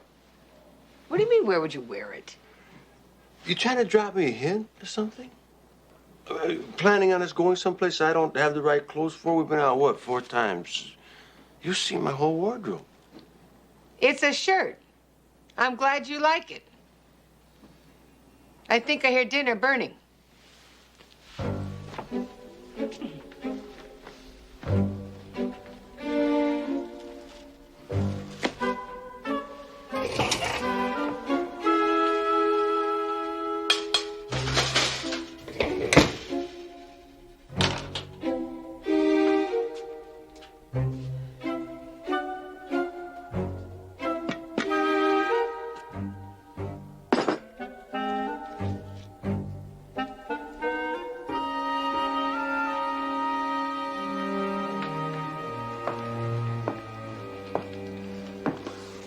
So, what are you working on? Juicy murder? Stolen painting. Real snoozer, huh? How'd you get saddled with that? I asked to be on the case. This is not some rip-off paint by numbers, you know. It happens to be a very prestigious piece of art. You're pretty uptown for a cop, aren't you? Well, there are some things more important than Monday night football. Whatever blows your dress up. So what did you do today? Unclog a drain? Oh, that's very nice. I spent a lot of time picking that shirt out for you. You know, if somebody does something nice or they go to a lot of trouble, it is not inappropriate to show some gratitude. Oh, yeah? You know, I didn't feel a lot of that coming my way when I drove all the way across town to your favorite deli to bring you lunch. Oh, so you weren't just working in the area. Ah. Well, I do not like mixing my social life with work. Or is it me that doesn't mix? You know, you can't make me into a Brooks Brothers man, Chris. It happened to have been a Pierre Cardin.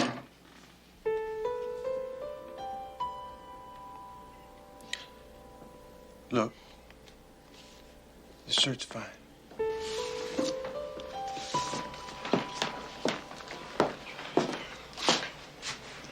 I'm really tired. I got an early morning tomorrow.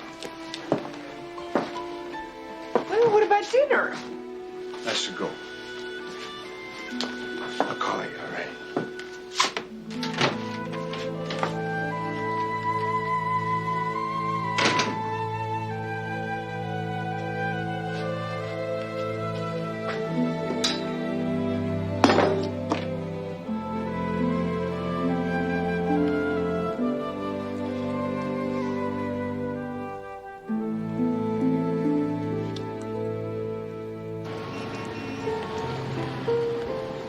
You may have me beat there, but I know I've got you clobbered in the health department.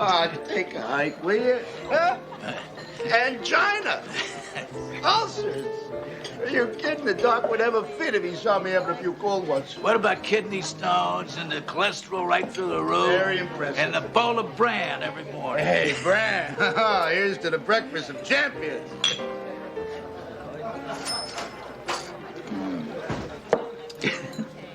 Danny, I was really sorry about not being able to make it to Vicky's funeral.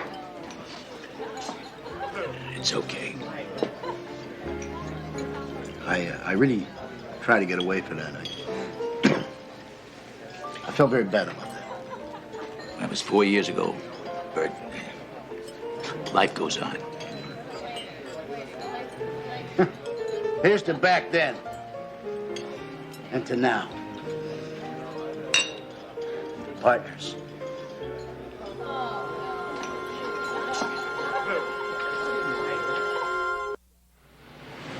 The Lone Star Bar. Well, so much for the last stop on every cop's beat. Well, okay. Look at that, Danny. All gone. How many times did we end the shift right here? Every time. Remember that movie house? Yeah? 6 bits and you can get in there. And clean. Yeah. Too, huh? Remember Freddie's smoke shop? Oh, yeah, sure. What was it he used to tell us? A pack a day keeps the bad guys away. Yeah, then he'd give you a freebie pack of those god-awful things. The Teamers. Jack Webb used to smoke them. Yeah. I guess there's no way she still lives there, huh? Boy, wasn't she something? Oh, I see. What a smile. What a girl. I tried everything. She wouldn't give me the time of day. Gave me the time of day. What? You never told me that. It's our secret. Hey, Bert, there's something I want to ask you. Yeah, go ahead, ask. Last Christmas, Thelma, she took a vacation out to Maui. Yeah, I know that. She sent David a postcard. I didn't tell you I'm a grandfather now. Yeah, well, Thelma told me. She looked me up and we talked about the old days. You gotta see this kid. And Nguyen's his name. He is something else. Bert, we had a good time together. What you trying to tell me? After she left, we started writing and calling. Now, she's got 2 weeks vacation coming. She's thinking about flying out again to see me. I wanted to be straight with you, Bert, before I tell her yes.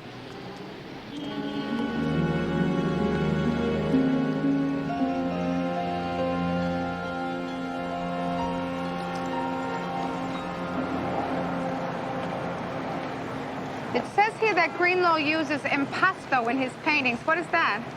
That's a green sauce made with basil and pine nuts. Fine, go ahead, make fun of me. It means that he applies his paint very thickly. And what is this here? Fauvism? Mary Beth, can we take a recess? I want to make a noon meeting. You drop me off? Okay. Boy, beats Alphabet City, huh? I mean, I'll take art galleries over shooting galleries any day of the week. This is a very historic block. Huh? Do you realize where you are standing, Mary Beth? Where? 45 years ago, my mother was coming out of that hotel right there, and her purse was snatched. No kidding. How many times have we walked the same street you never mentioned that to me before? It's important to keep mystery in the relationship. Anyway, before she could scream, this young beat cop appeared from just nowhere, ran after the perp, landed a flying tackle on him, and brought her purse back to her. Don't tell me. You got it. From that moment on, Charlie Cagney was her hero. Oh, Christine. That's the most romantic thing I ever heard. It's like Omar Sharif meeting Julie Christie and Dr. Zhivago. Wasn't he pumping her stomach? No. No, it was her mother's stomach. See, it's... Well, anyhow, they met.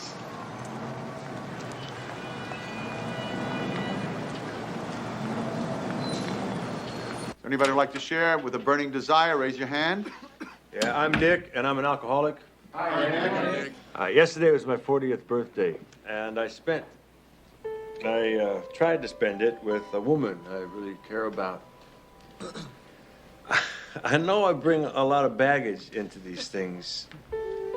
You see, my wife and I, my ex-wife and I met when we were seniors in high school. I was the captain of the football team, she was a cheerleader, we got married that summer.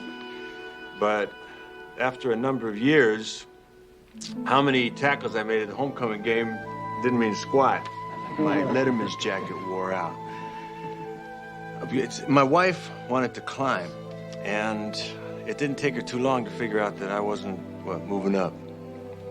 So she left me. That's the tough one to accept, you know, your wife thinking she's better than you. Well, I couldn't accept it, so I drank. Well, I don't drink anymore, and like I said, I met this woman, and I'd really like it to work out. But there's something real familiar about the way things are going, and I'm not gonna take that same ride again. Okay, thank you, Nick. Is there anybody else? Would anyone else like to share? Come on now, let's not be shy. Yeah. Does anyone have a burning desire? If not, I may point at you, and you know how that feels. All right. Yeah, my name is...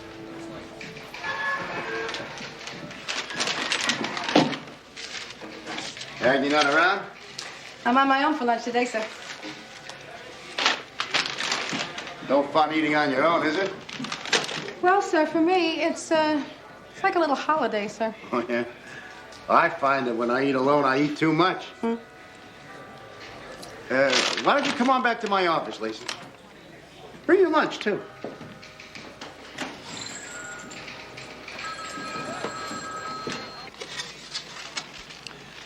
A little conversation helps the digestion.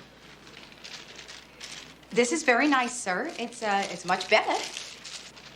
Never thought I would ever become a grass eater. Everything changes, right? Huh? Lacey, Sir? let me ask you a question. A hypothetical question. Hypothetical, sir. Let's say a few years down the line, you and Harvey get divorced. Why would we do that, sir? It's not working out. You know, you are a little too involved in your career, maybe, and he resents that. And instead of airing it out, he keeps it to himself, and it eats away at him. Oh, that would never happen, sir. See, Harvey and I always discuss... It's just a hypothetical question, Lacey. All you got to do is fill in the blanks is all. Yes, sir. Anyway, a few years after that, a friend of yours, say, like Cagney, comes along and she drops a bomb on you that she wants to start seeing your ex. Seeing Harv? Yeah. As in dating him? Exactly. Your friend, this is your partner. And you don't think that's right. So, you couldn't make the marriage work out. Okay, happens. Doesn't mean that you still don't care for that person. Never thought that somebody else would take your place. Especially not that somebody. Not with your wife.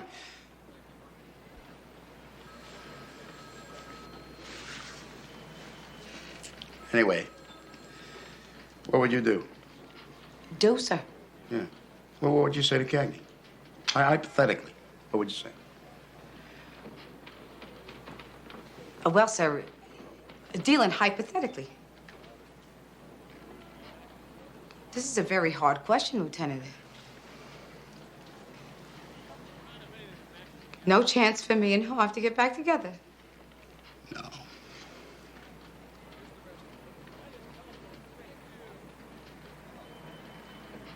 Then, if I try and stop it, we end up with 3 unhappy people, sir? Instead of only 1.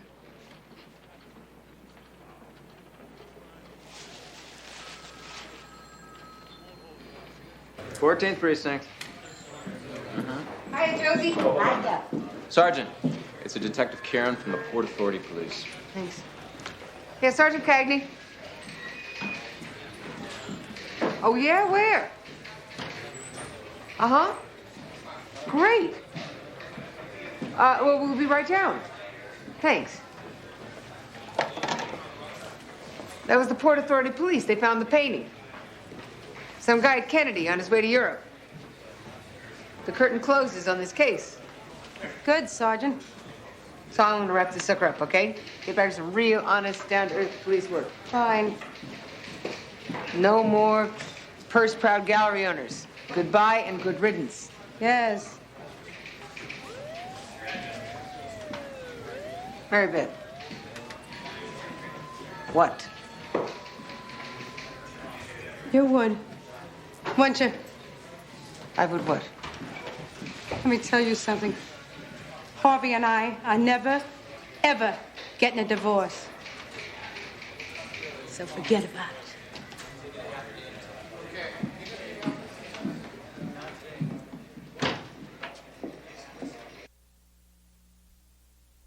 The nerve! Are you calling me a thief?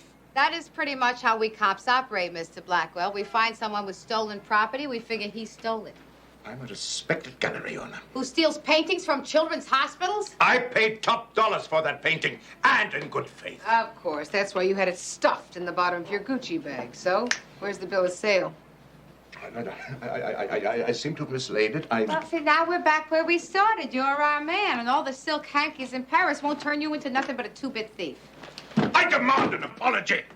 My reputation. Yeah, we know. You want to sit down? Put a lid on it. Yeah.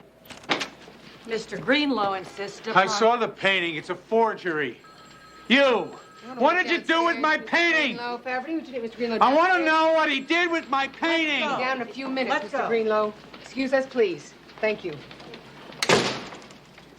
Poor man. I feel sorry for Mr. Greenlow. Cut the crap, Buster. You're in this up to your elbows. Oh, excuse me. Have I missed something? Has the law been changed? Is possession of a copy illegal? Would you pay top dollar for a copy? If I was trying to pass it off as an original.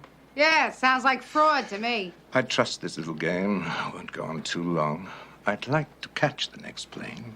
Well, your copy doesn't seem to be quite the bargain it was a few hours ago. Maybe not, but I'm a free man. Isn't it true, detectives?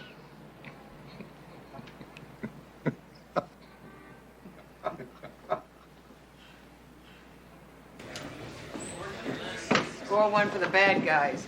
Blackwell is tickled, Greenlow is ticked. And of course, the kid's hospital is still out of burn unit. Not exactly one of our best days. All right, we'll make up for it tomorrow. So what are you and Harvey doing tonight? Repainting Michael's bedroom.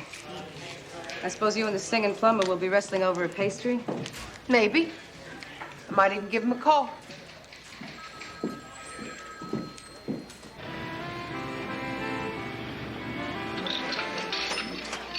Kid. I used to spend all day watching Oviedo de Toli by his wood fired up and tossing up the best pies in town. Now his son Mario's taking over. Charlie said this place used to be a hangout for the mob. Only the last 6 booths. Now, they knew how to eat. Here, try this manico. Okay. Come on. Okay.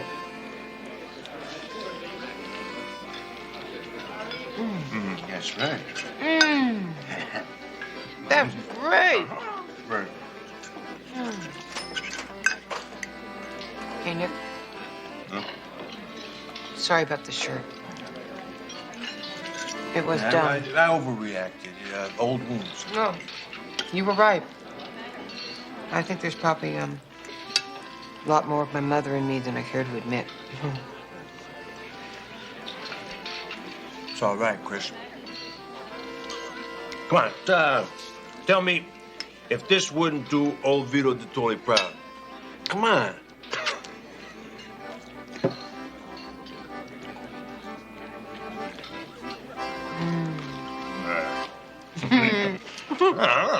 That's great.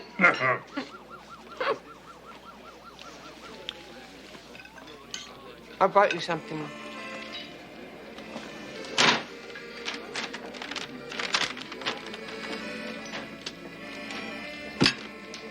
The shirt was returnable. Over.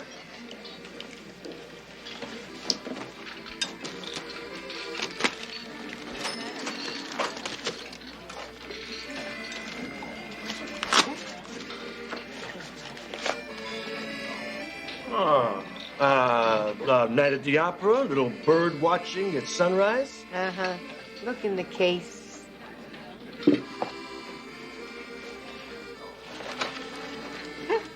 Huh?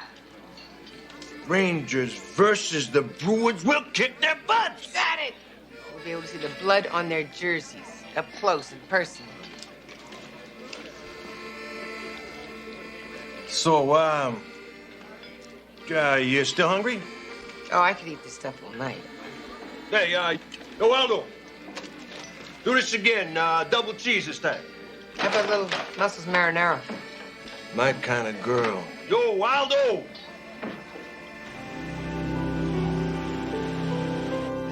This goes in the Christmas section. Oh, Harv. Alice pitching a fit at the sight of Santa is not my idea of a lifetime memory. Oh, baby, what a smile. Just like a mother. Honey, I've been thinking about those classes I want to take. Look at that spaghetti sauce all over her face. Quite a bit of her daddy in her, too. I've been thinking about it too, babe. I'll pick her up any night you want me to. No, Harvey, you were right. I can't become erudite in one semester.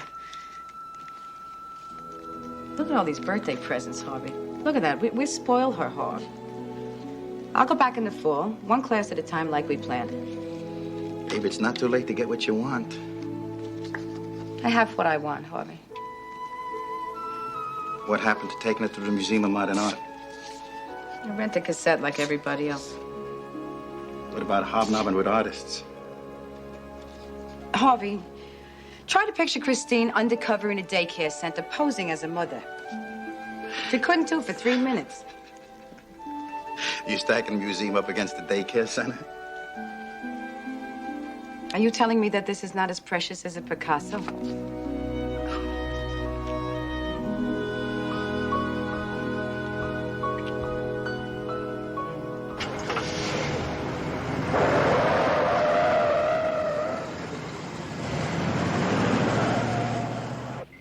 Guess who I saw at the courthouse the other day?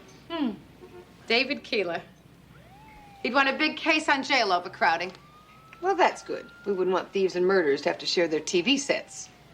He was wearing that brown three-piece suit that matches his eyes. Mary Beth, why don't you go out with him? Making conversation, that's all. When I broke up with David, you said that you supported me. I did. I do. Right.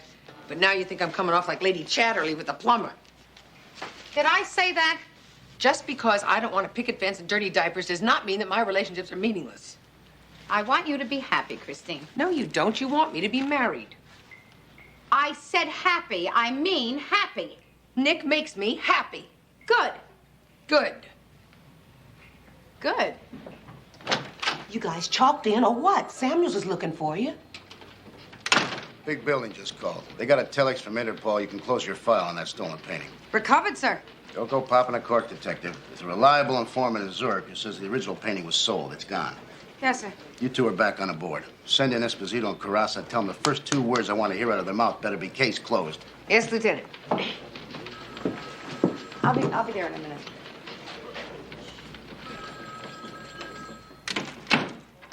Sir, Yeah, what? how is everything? Well, we had a talk, and looks like they're going to start seeing each other. Must have been tough, sir. If there is anything that I could do. Yeah, just go on out there and start breaking heads, detective. Yes, sir.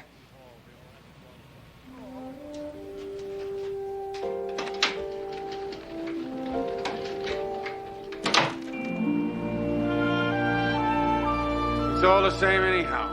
Stolen or bought, all my paintings end up in a private museum or a very private townhouse. I never see them again. Well, that has to be very frustrating. Look, I paint for the rich. And that's enough for you. I get a good price.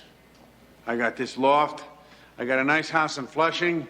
I got an apartment in Paris. Not exactly a starving artist, huh? No.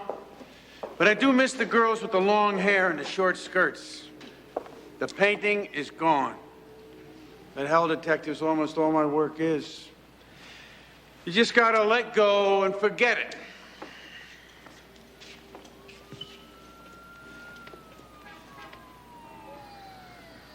I'm no artist, Phil. But like you, I do a job I'm paid to do, and usually that's enough. You got an extra rag around? Here. I always put that off. Oh, I haven't gotten a lot of practice lately. We've been repainting our son's bedroom. Very bad. Oil base? Enamel. It's baseboards and window trim. Isn't this exciting? Mary Beth? Very good. It's a table? No, it's a cow. Mary Beth, I think we ought to get going. Christine, sometimes in paintings things look like what they are, but other times it's more abstract. And so a cow looks like a table, like that. Right. When I started out, it was a goat. Yeah? Sometimes in my job, the cases, they don't always turn out rosy either. But you have to let go, like you said. That's not bad. A regular Renaissance woman. But every once in a while, you get a case that sort of sticks, you know? You can't shake it loose. And so then I have to do something extra to push it through, tie it up so that I feel like I'm really a cop. Traffic, Mary Beth, I think we ought to get back to the precinct. 1 minute, Sergeant. It's a job, like any other. Like yours, even. One Queens residence to another. So what do you want me to do? Paint another picture for the Children's Hospital. He doesn't churn them out like Chevys, Mary Beth.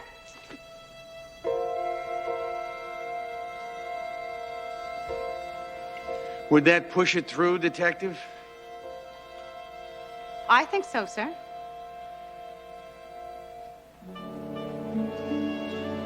What do you want it to look like? A table or a cow? Well, Greenlow feels like Mother Teresa. The kiddies get their burn unit. We're turning into Michael Landon and Victor French. That's good family entertainment, Christine. What's next, Mary Beth? Convince Jimmy Stewart not to jump? Help Robert Montgomery win the big fight? Find ourselves another set of wheels?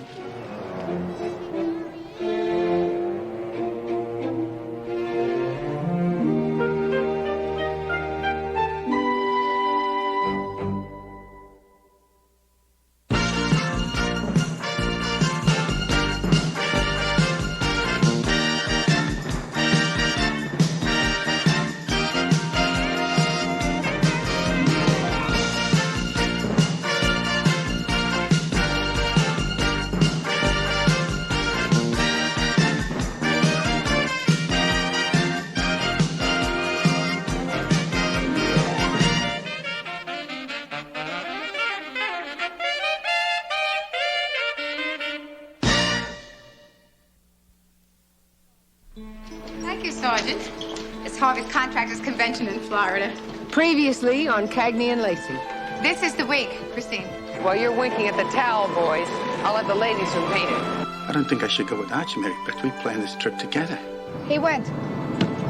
I cannot believe it. Just like that, Miami bound. This is our perpetrator. We have her, and we have the money with her prints on it. You've got the 100 million? The what? Jeez Louise. How do you think Marcos or Trujillo or the Shah of Iran got billions out of their countries? In suitcases? $100 million, Christine. How would you ever hope to get away with it? How would you hide it? Depends. If you're Imelda Marcos, you turn it into shoes. Bingo, it is a mafia bank. I do not enjoy laying out a double sawbuck only to be told by some federal suit to get out of his face and out of his case. I've convinced these gentlemen this assignment should be yours. The key to this case is the bank's president, Robert Wright. He telephoned us. Said he was willing to testify before a federal grand jury. You get him down here. Seems simple enough. If Wright tells us what he knows, lights will go on in government buildings all over the world. The government of Argentina needed something to shore up its popularity. Get people to rally around the flag. They knew England would have to defend the Falklands by sea, and that the French had a missile that could be an equalizer. France was willing to sell Exocet missiles, but only for dollars, no pesos. Enter the U.S. of A. Oh, it's a shame Harvey's in Miami. He'd love this. She was supposed to be back hours ago, and the desk sergeant, he hasn't heard from her. I'll check these out for you anyway, okay? All that I am doing, Christine, is escorting a suspected felon to the federal authorities to ensure his safe delivery into custody. I have not seen this much drooling since Alice's first birthday party. Want to pat me down again? The road's washed out up ahead there, but there's a motor inn before that. It ain't very clean, but it's overpriced. I'm not going in there. Yeah, you are. Rank has its privileges.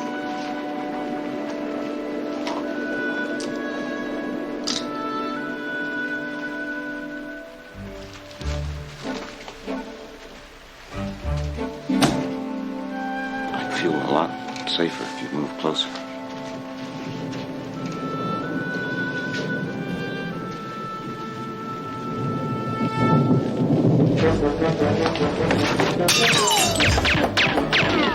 Chris! Outside! He's got a gun! Freeze! Freeze! The bats are blow you up! Put it down!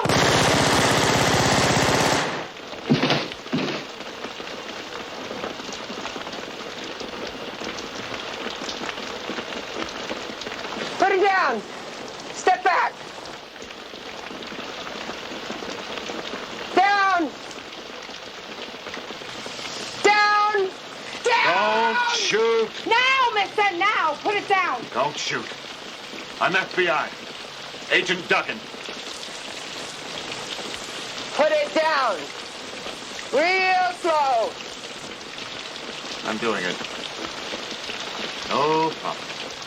Stay cool. Shut up and do it. Get inside, police, now. Now.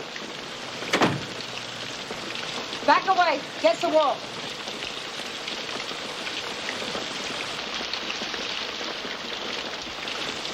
I'm Agent Thomas Duggan, FBI. He's dead. There's ID in my bag. It better be.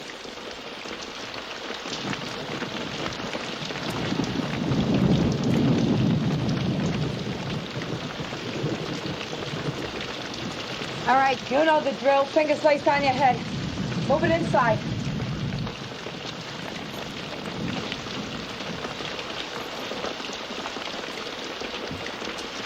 What the hell's going on? And where's the real Mr. Wright? I have my gun back now. My call is that guy out there wasn't working alone. I'll get the car. Keep your eyes open, Chris.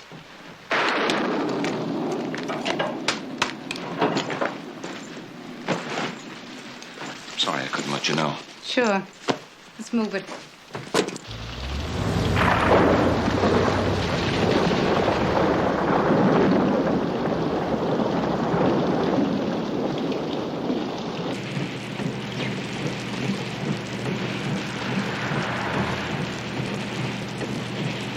So far, so good.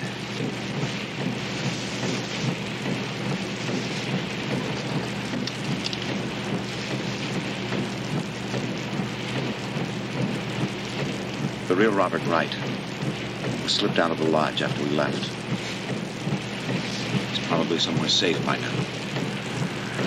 Because we are here taking the heat? Marquette. That son of a bitch!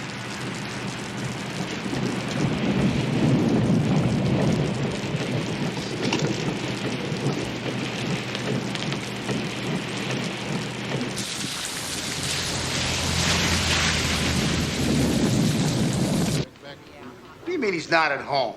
Don't give me that bull, Sergeant. Where is he at 3 a.m., huh? He's out in Jersey at some hotel with his secretary? Wait, you get Marquette and you tell him I want to talk to him. Now!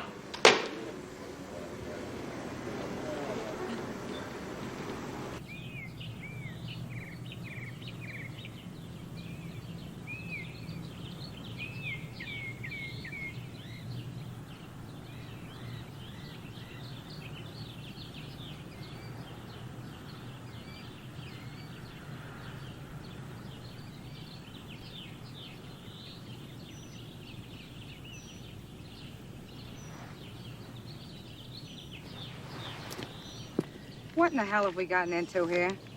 I would trade my Irish heritage for a telephone that worked. Or a road that actually went somewhere, or a bridge that wasn't washed out. All this time, we have not covered 1/4 of an inch on this map. We're the equal to any man in law enforcement, except when it comes to peeing in the woods. So how come it took him longer? The coast is clear. Then again, I thought that sheriff was just a local gendarme. Is there anything you do know for sure? Look, the reasoning was that if P2 got hold of our game plan, we had to have a trick play up our sleeves. Meaning us? Us.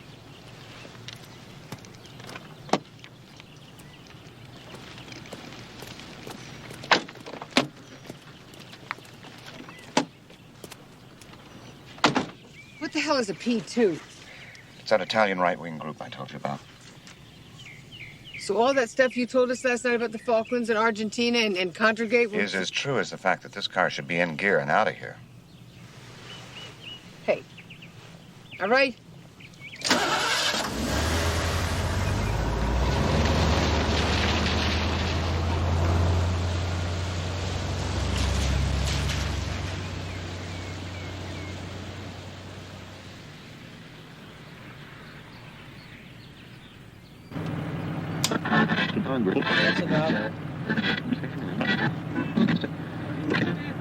Storm damage is heavy with telephone service and electricity out in more than 2/3 of the county. Turning now to sports.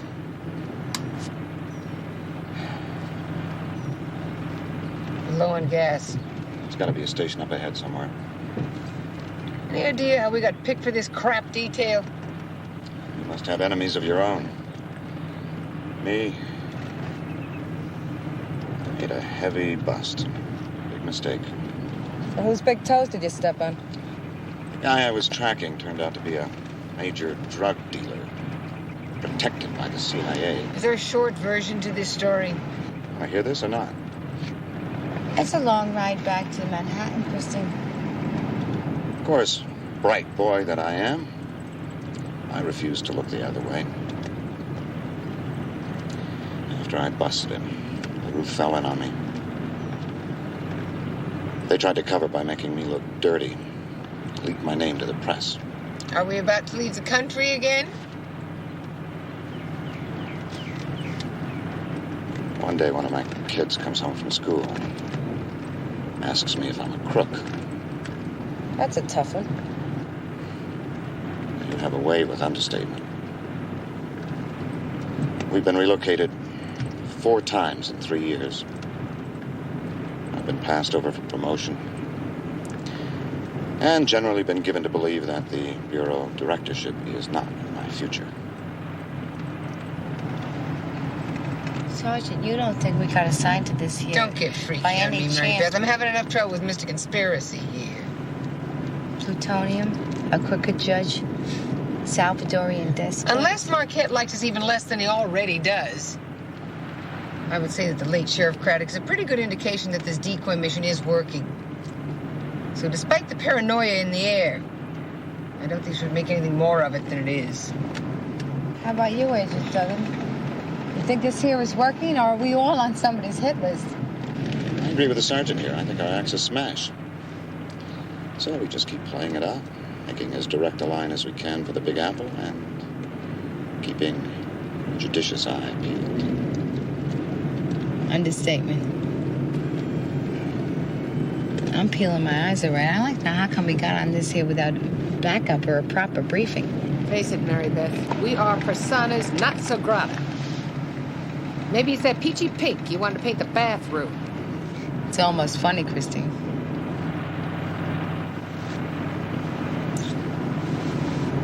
Eyes front. Eyes front.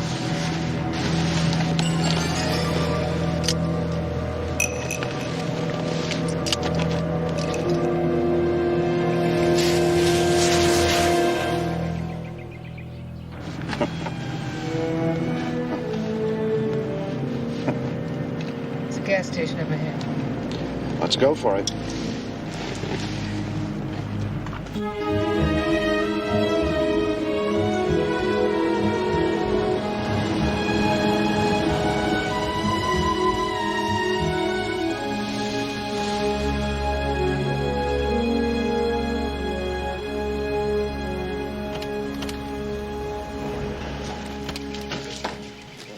Pumps don't work. Electric's out on account of the storm last night. Telephone? It's out, too. Be glad to check your oil. Fine. Got a drinking fountain?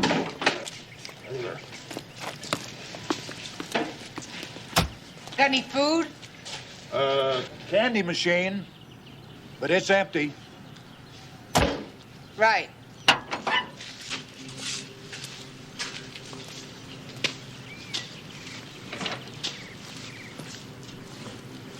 First he was a banker and a thief. Then he's a banker who's not a thief. Then he was the FBI. Now he's a target for the CIA. I'd sure like to know what the hell's going on. Chris. What? On the wheel well?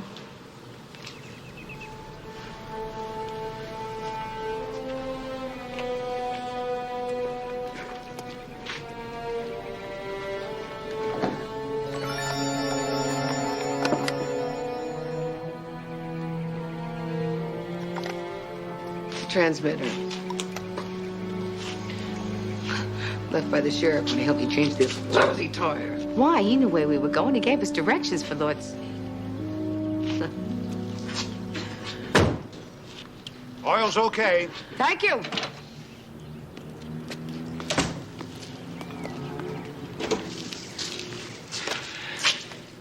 Left under the rear bumper, where we hit the flat.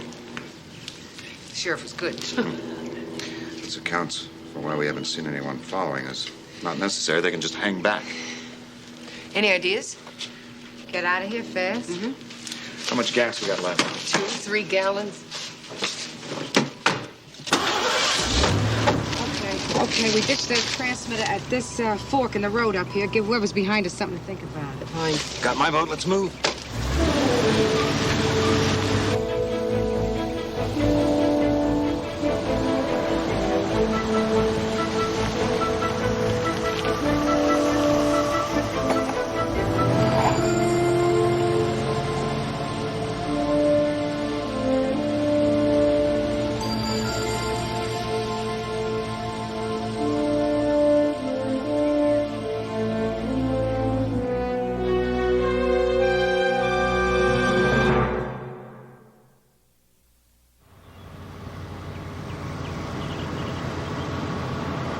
That transmitter means Sheriff Craddock definitely had backup.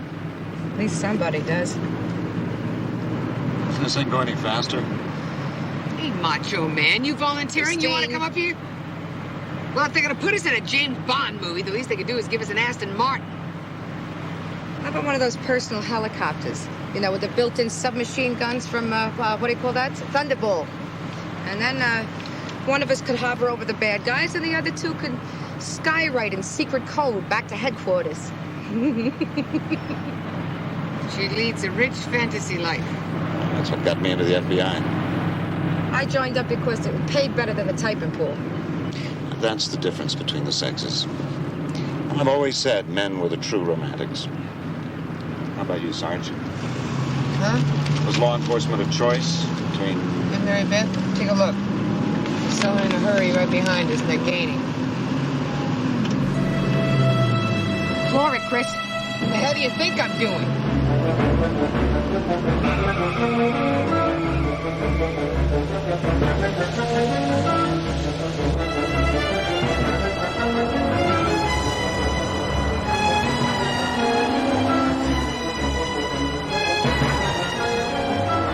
We're no match for their speed. Look for a chance for evasive action. I love it when they talk technical.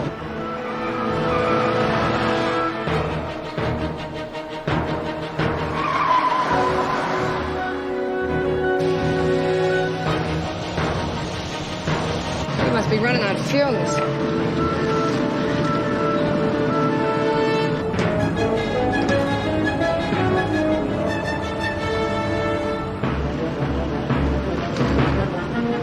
Where's the local speed trap here? I wouldn't give for a ticket right now. All right, time for some of your evasive action. Hold on!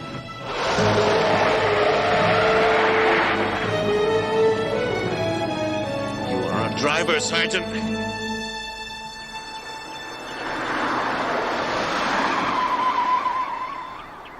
Looks like they bought it, Christine.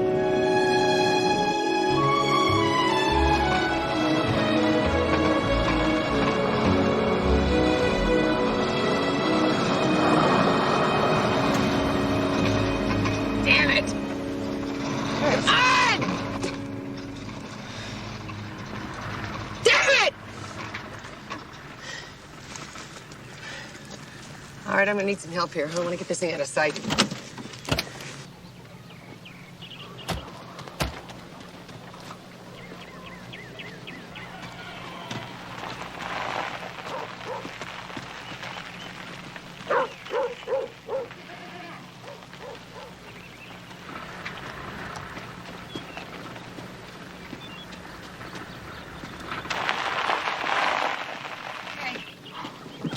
In the back.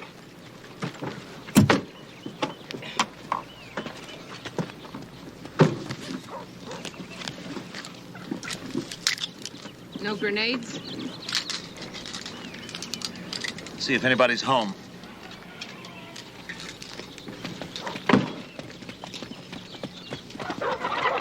Hello? Is anybody here? Hello? NYPD. Hello? Anyone here? Hello? Nobody. All right, I'll look around and see if Hey, here. This is our way out. Take his truck. Try to find the state troopers in Roseburg. What are you gonna do? I'll be right behind you. Who's giving the orders We don't here? have a chance. We don't even know how You're many wasting there are. time.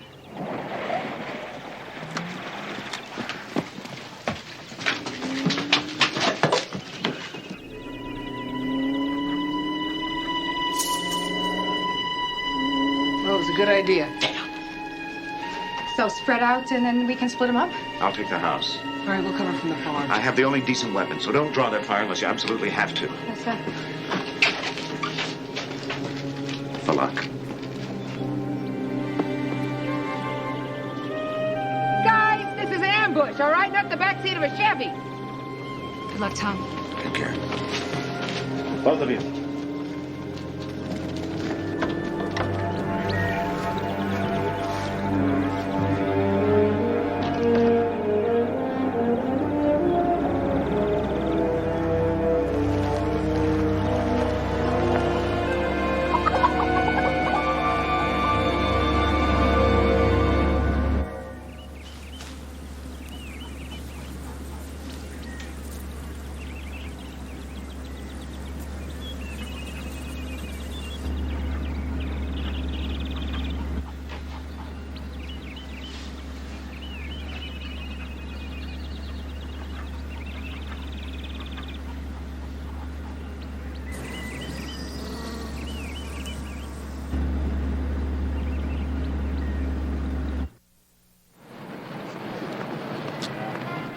Let me see that.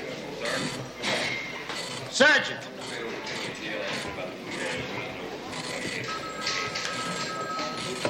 That all there is?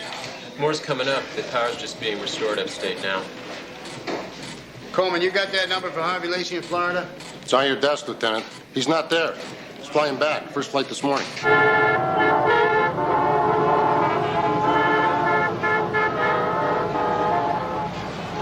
Hey, pal, we're not going anywhere. Is there another way out of here? Hey, are you listening to me?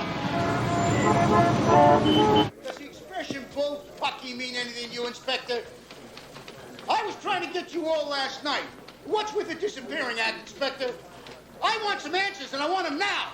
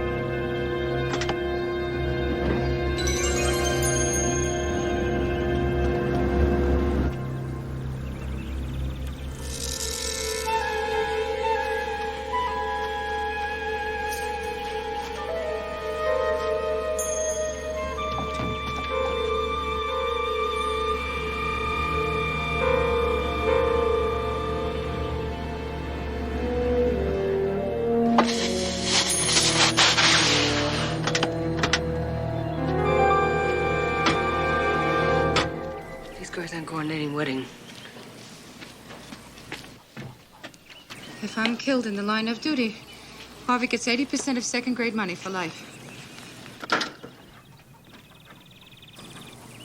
I want a full-dress funeral. 21-gun salute. The works. Think Nelman will show up? Just to make sure we're dead. Good Lord!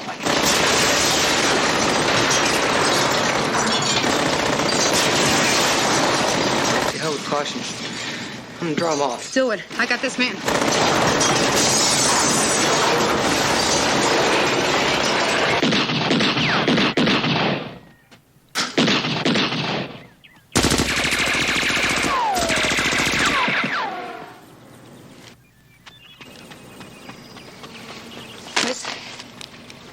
Chris. Oh, don't believe this.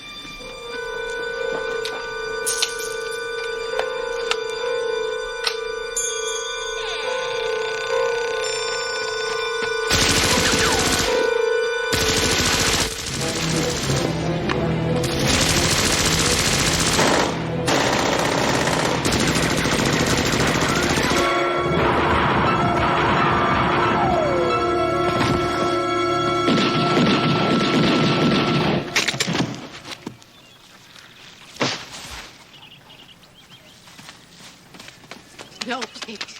No, please, no. Please, no.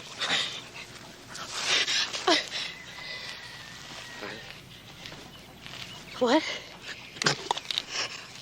No, say again. Say again. I didn't hear what.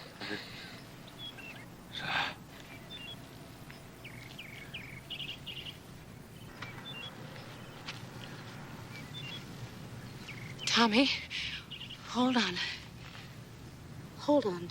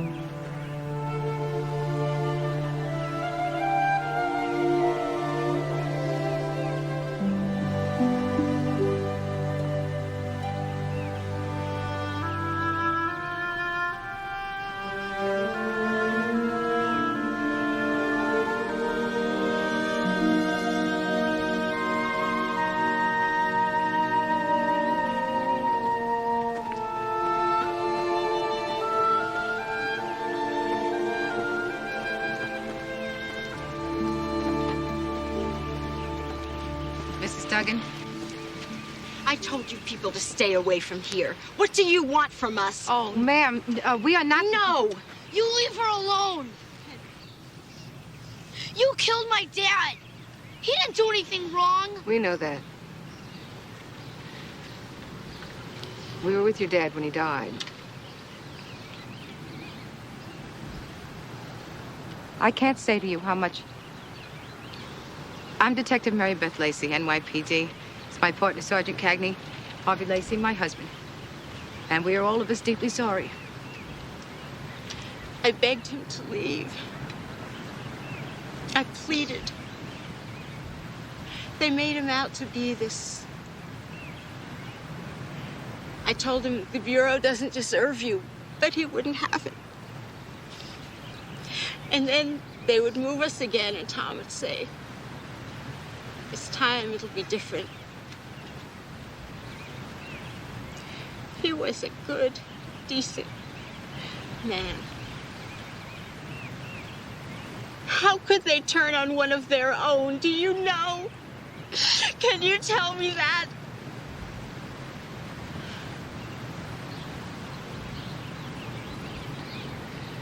No, Mrs. Duggan, we can't. Your father was an extraordinary law officer and a very brave man. We wouldn't be alive today without him.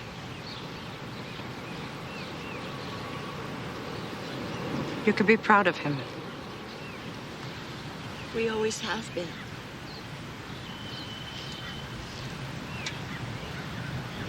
I appreciate your coming.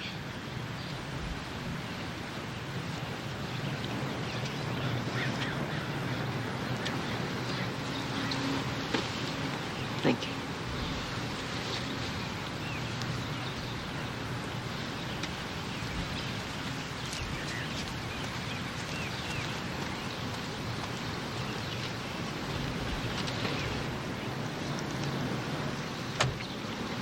I'll get the car.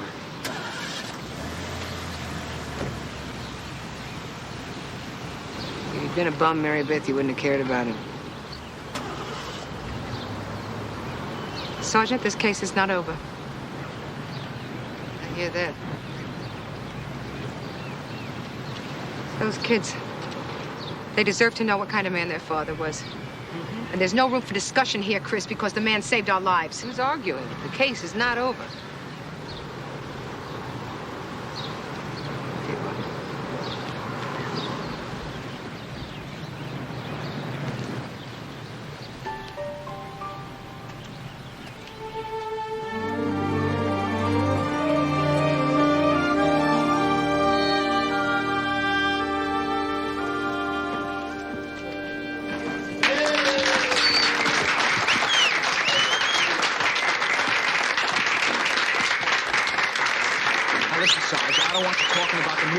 Anybody till you clear with me, see? Because I got a cousin who works for a very high-powered agency in this town. As a matter of fact, I see this whole thing as a miniseries. Back off. Glenn Close for Cagney. And Sally Field for Lacey. No, I see Sigourney Weaver as Mary Beth Lacey. His Becky took to his bed when he heard he missed the greatest shootout since the OK Corral. Shut up, Al. Why don't you lighten up a little, Mary Beth? No. A good man was buried this morning. And nobody from this crapola department or his own bureau was there. So please do not come to me or my partner with your stupid, lousy Wild West fantasies.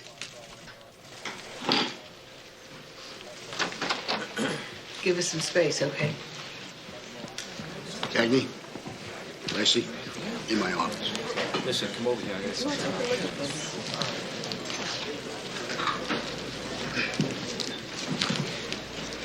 You okay, brother? You bet.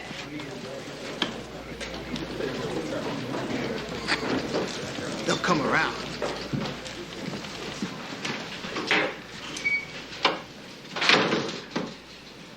You two want to take some personal time.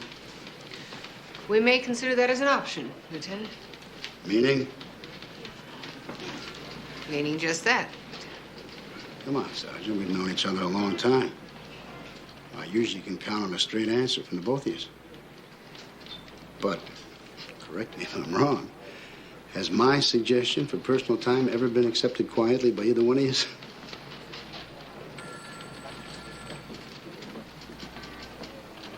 Come on, you two, cut the crap. What's doing here?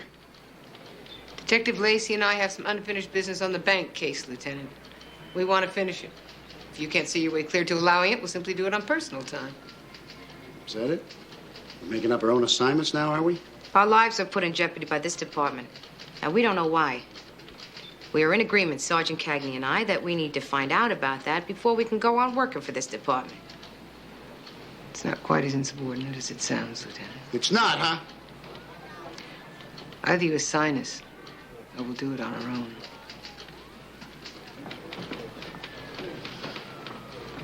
How much time to wrap this up? As long as it Few takes. days, Lieutenant.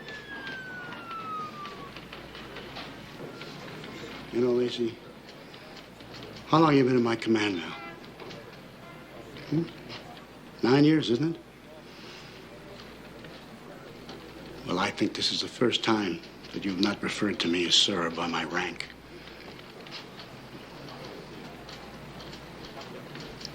I'm not the bad guy here, Detective.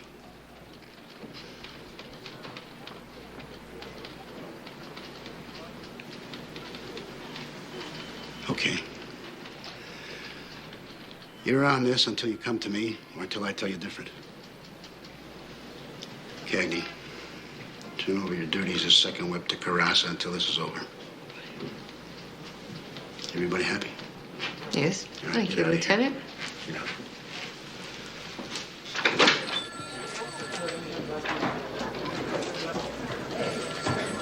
I didn't want to bother you. We're in there, but this just came in. What?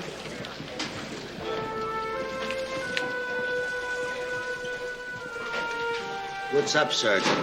The banker. The guy from West End National, the one that stole $100 million? Hey, you mean the real guy, not the decoy, right? Check. What about him? He's just jumped out of the window of the John, the 10th floor of the criminal courts building. Splat! No. Whoa. Wait a minute. Why would a guy with all that kind of dough want to kill himself?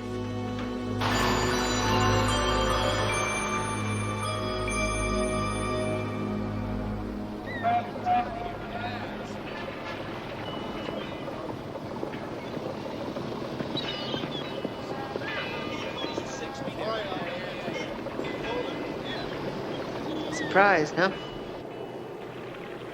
Think if we tested, there'd be any prints? We weren't dreaming, Mary Beth.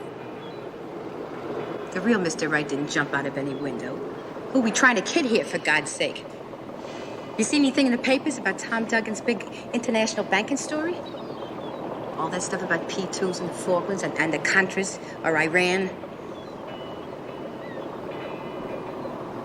Harvey's right. They're all in on it. It's Marquette. What? We were expendable, Mary Beth. Maybe it's because we knew too much about the embezzlement, or maybe it's because we got too close to what was really going on. Or maybe you were right. Maybe it's because we stepped on somebody's toes somewhere. Whatever. But Marquette sent us out there without any backup. And worse, without letting us know what we were in for. He was in on it. You think it stops there? You saw the passports on those gunsels. We're into some cover-up here. Christine makes Watergate look like a fraternity prank.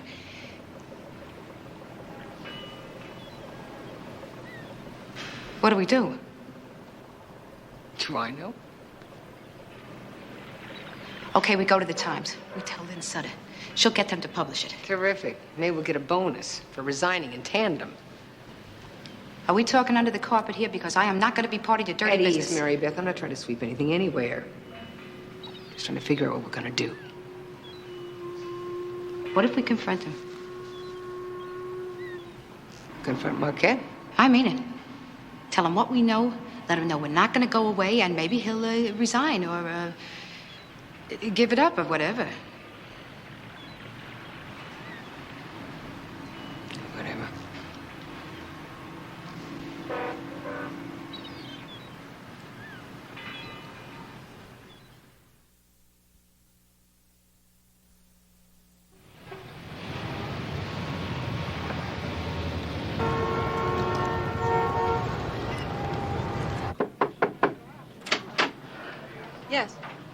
I'm Sergeant Cagney.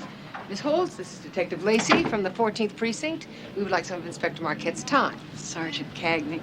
Detective Lacey, how very nice to meet you both, and congratulations. I'm impressed. You must tell me how you got here so fast from the 14th. I beg your pardon? Well, we only sent over the transfer 30 minutes ago. What transfer is that, Miss Holtz? Oh, I've spoiled the surprise, haven't I? What surprise, Miss Holtz? No, I think I've said enough already.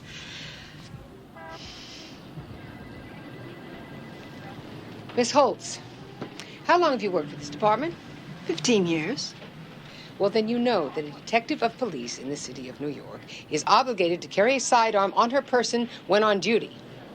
Yes. Well, Detective Lacey and I are on duty, therefore armed. Now, you can perceive that information any old way you like. But if I were you, I would tell us what we want to know now. What surprise? Inspector Marquette sent over word to your lieutenant that you and your partner here were being transferred to Major Case Squad.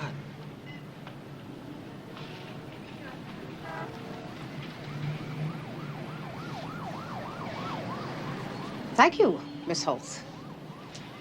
We'll be back shortly. Conference, Christine.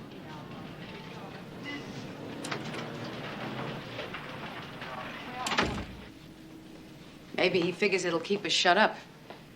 He's not right about that, is he, Chris?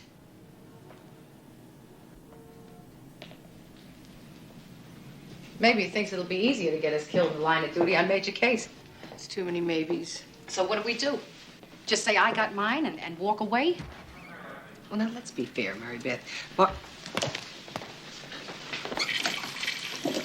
Marquette did warn us. Warned us, huh? What'd he say? Drive carefully?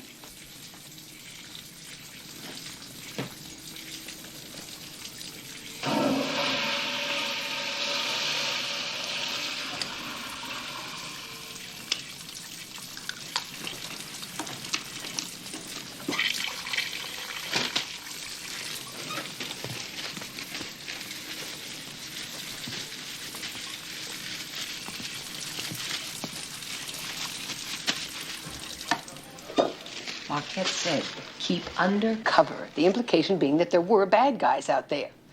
And let's not forget that we were introduced to the feds. I mean, we knew it wasn't a social we were going on. Nobody said CIA, Christine. Nobody said, hey, we're in the spy trade, wheedling our way around the Congress of the United States of America. Nobody said what we're doing pays for bombs to kill innocent little children.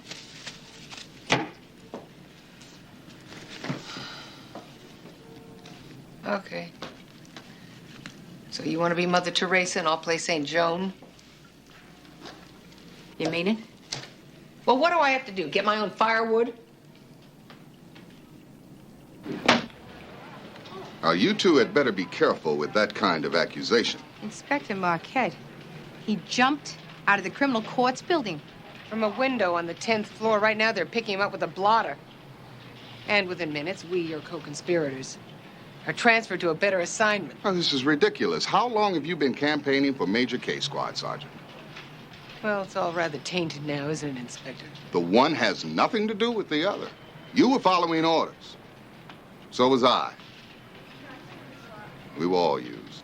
Orders? By whom? It isn't often that an inspector of police gets a request from Washington. I didn't know the man was a decoy any more than you did. That's all, ladies. If you go any further with this, you better hope I lose my job.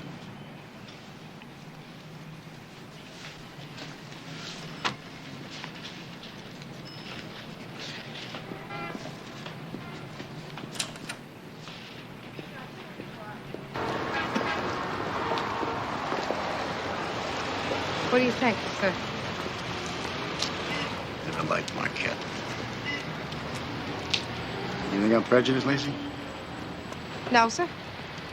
Not any more than the rest of us. He was a beat cop when I was a sergeant. Apparently, he's still playing politics. What do we do, Lieutenant? I think we owe it to Agent Duggan, sir, to have this come out. I think his family deserves that. And you, Sergeant? We're team, Lieutenant. I'm with Lacey on this. Paint the women's room. What was that, sir? Paint the women's room.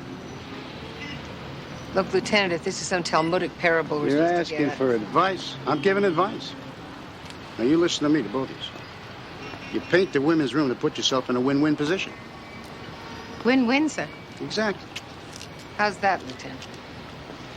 You paint the women's room so that when the Times prints a story that you're going to give to Lynn Sutter, either you're going to leave a legacy for whoever comes here after you move on to major case, or, in the very likely event that Marquette pulls the promotion, then you at least have a freshly painted toilet here at the 14th. See what I mean? It's win-win.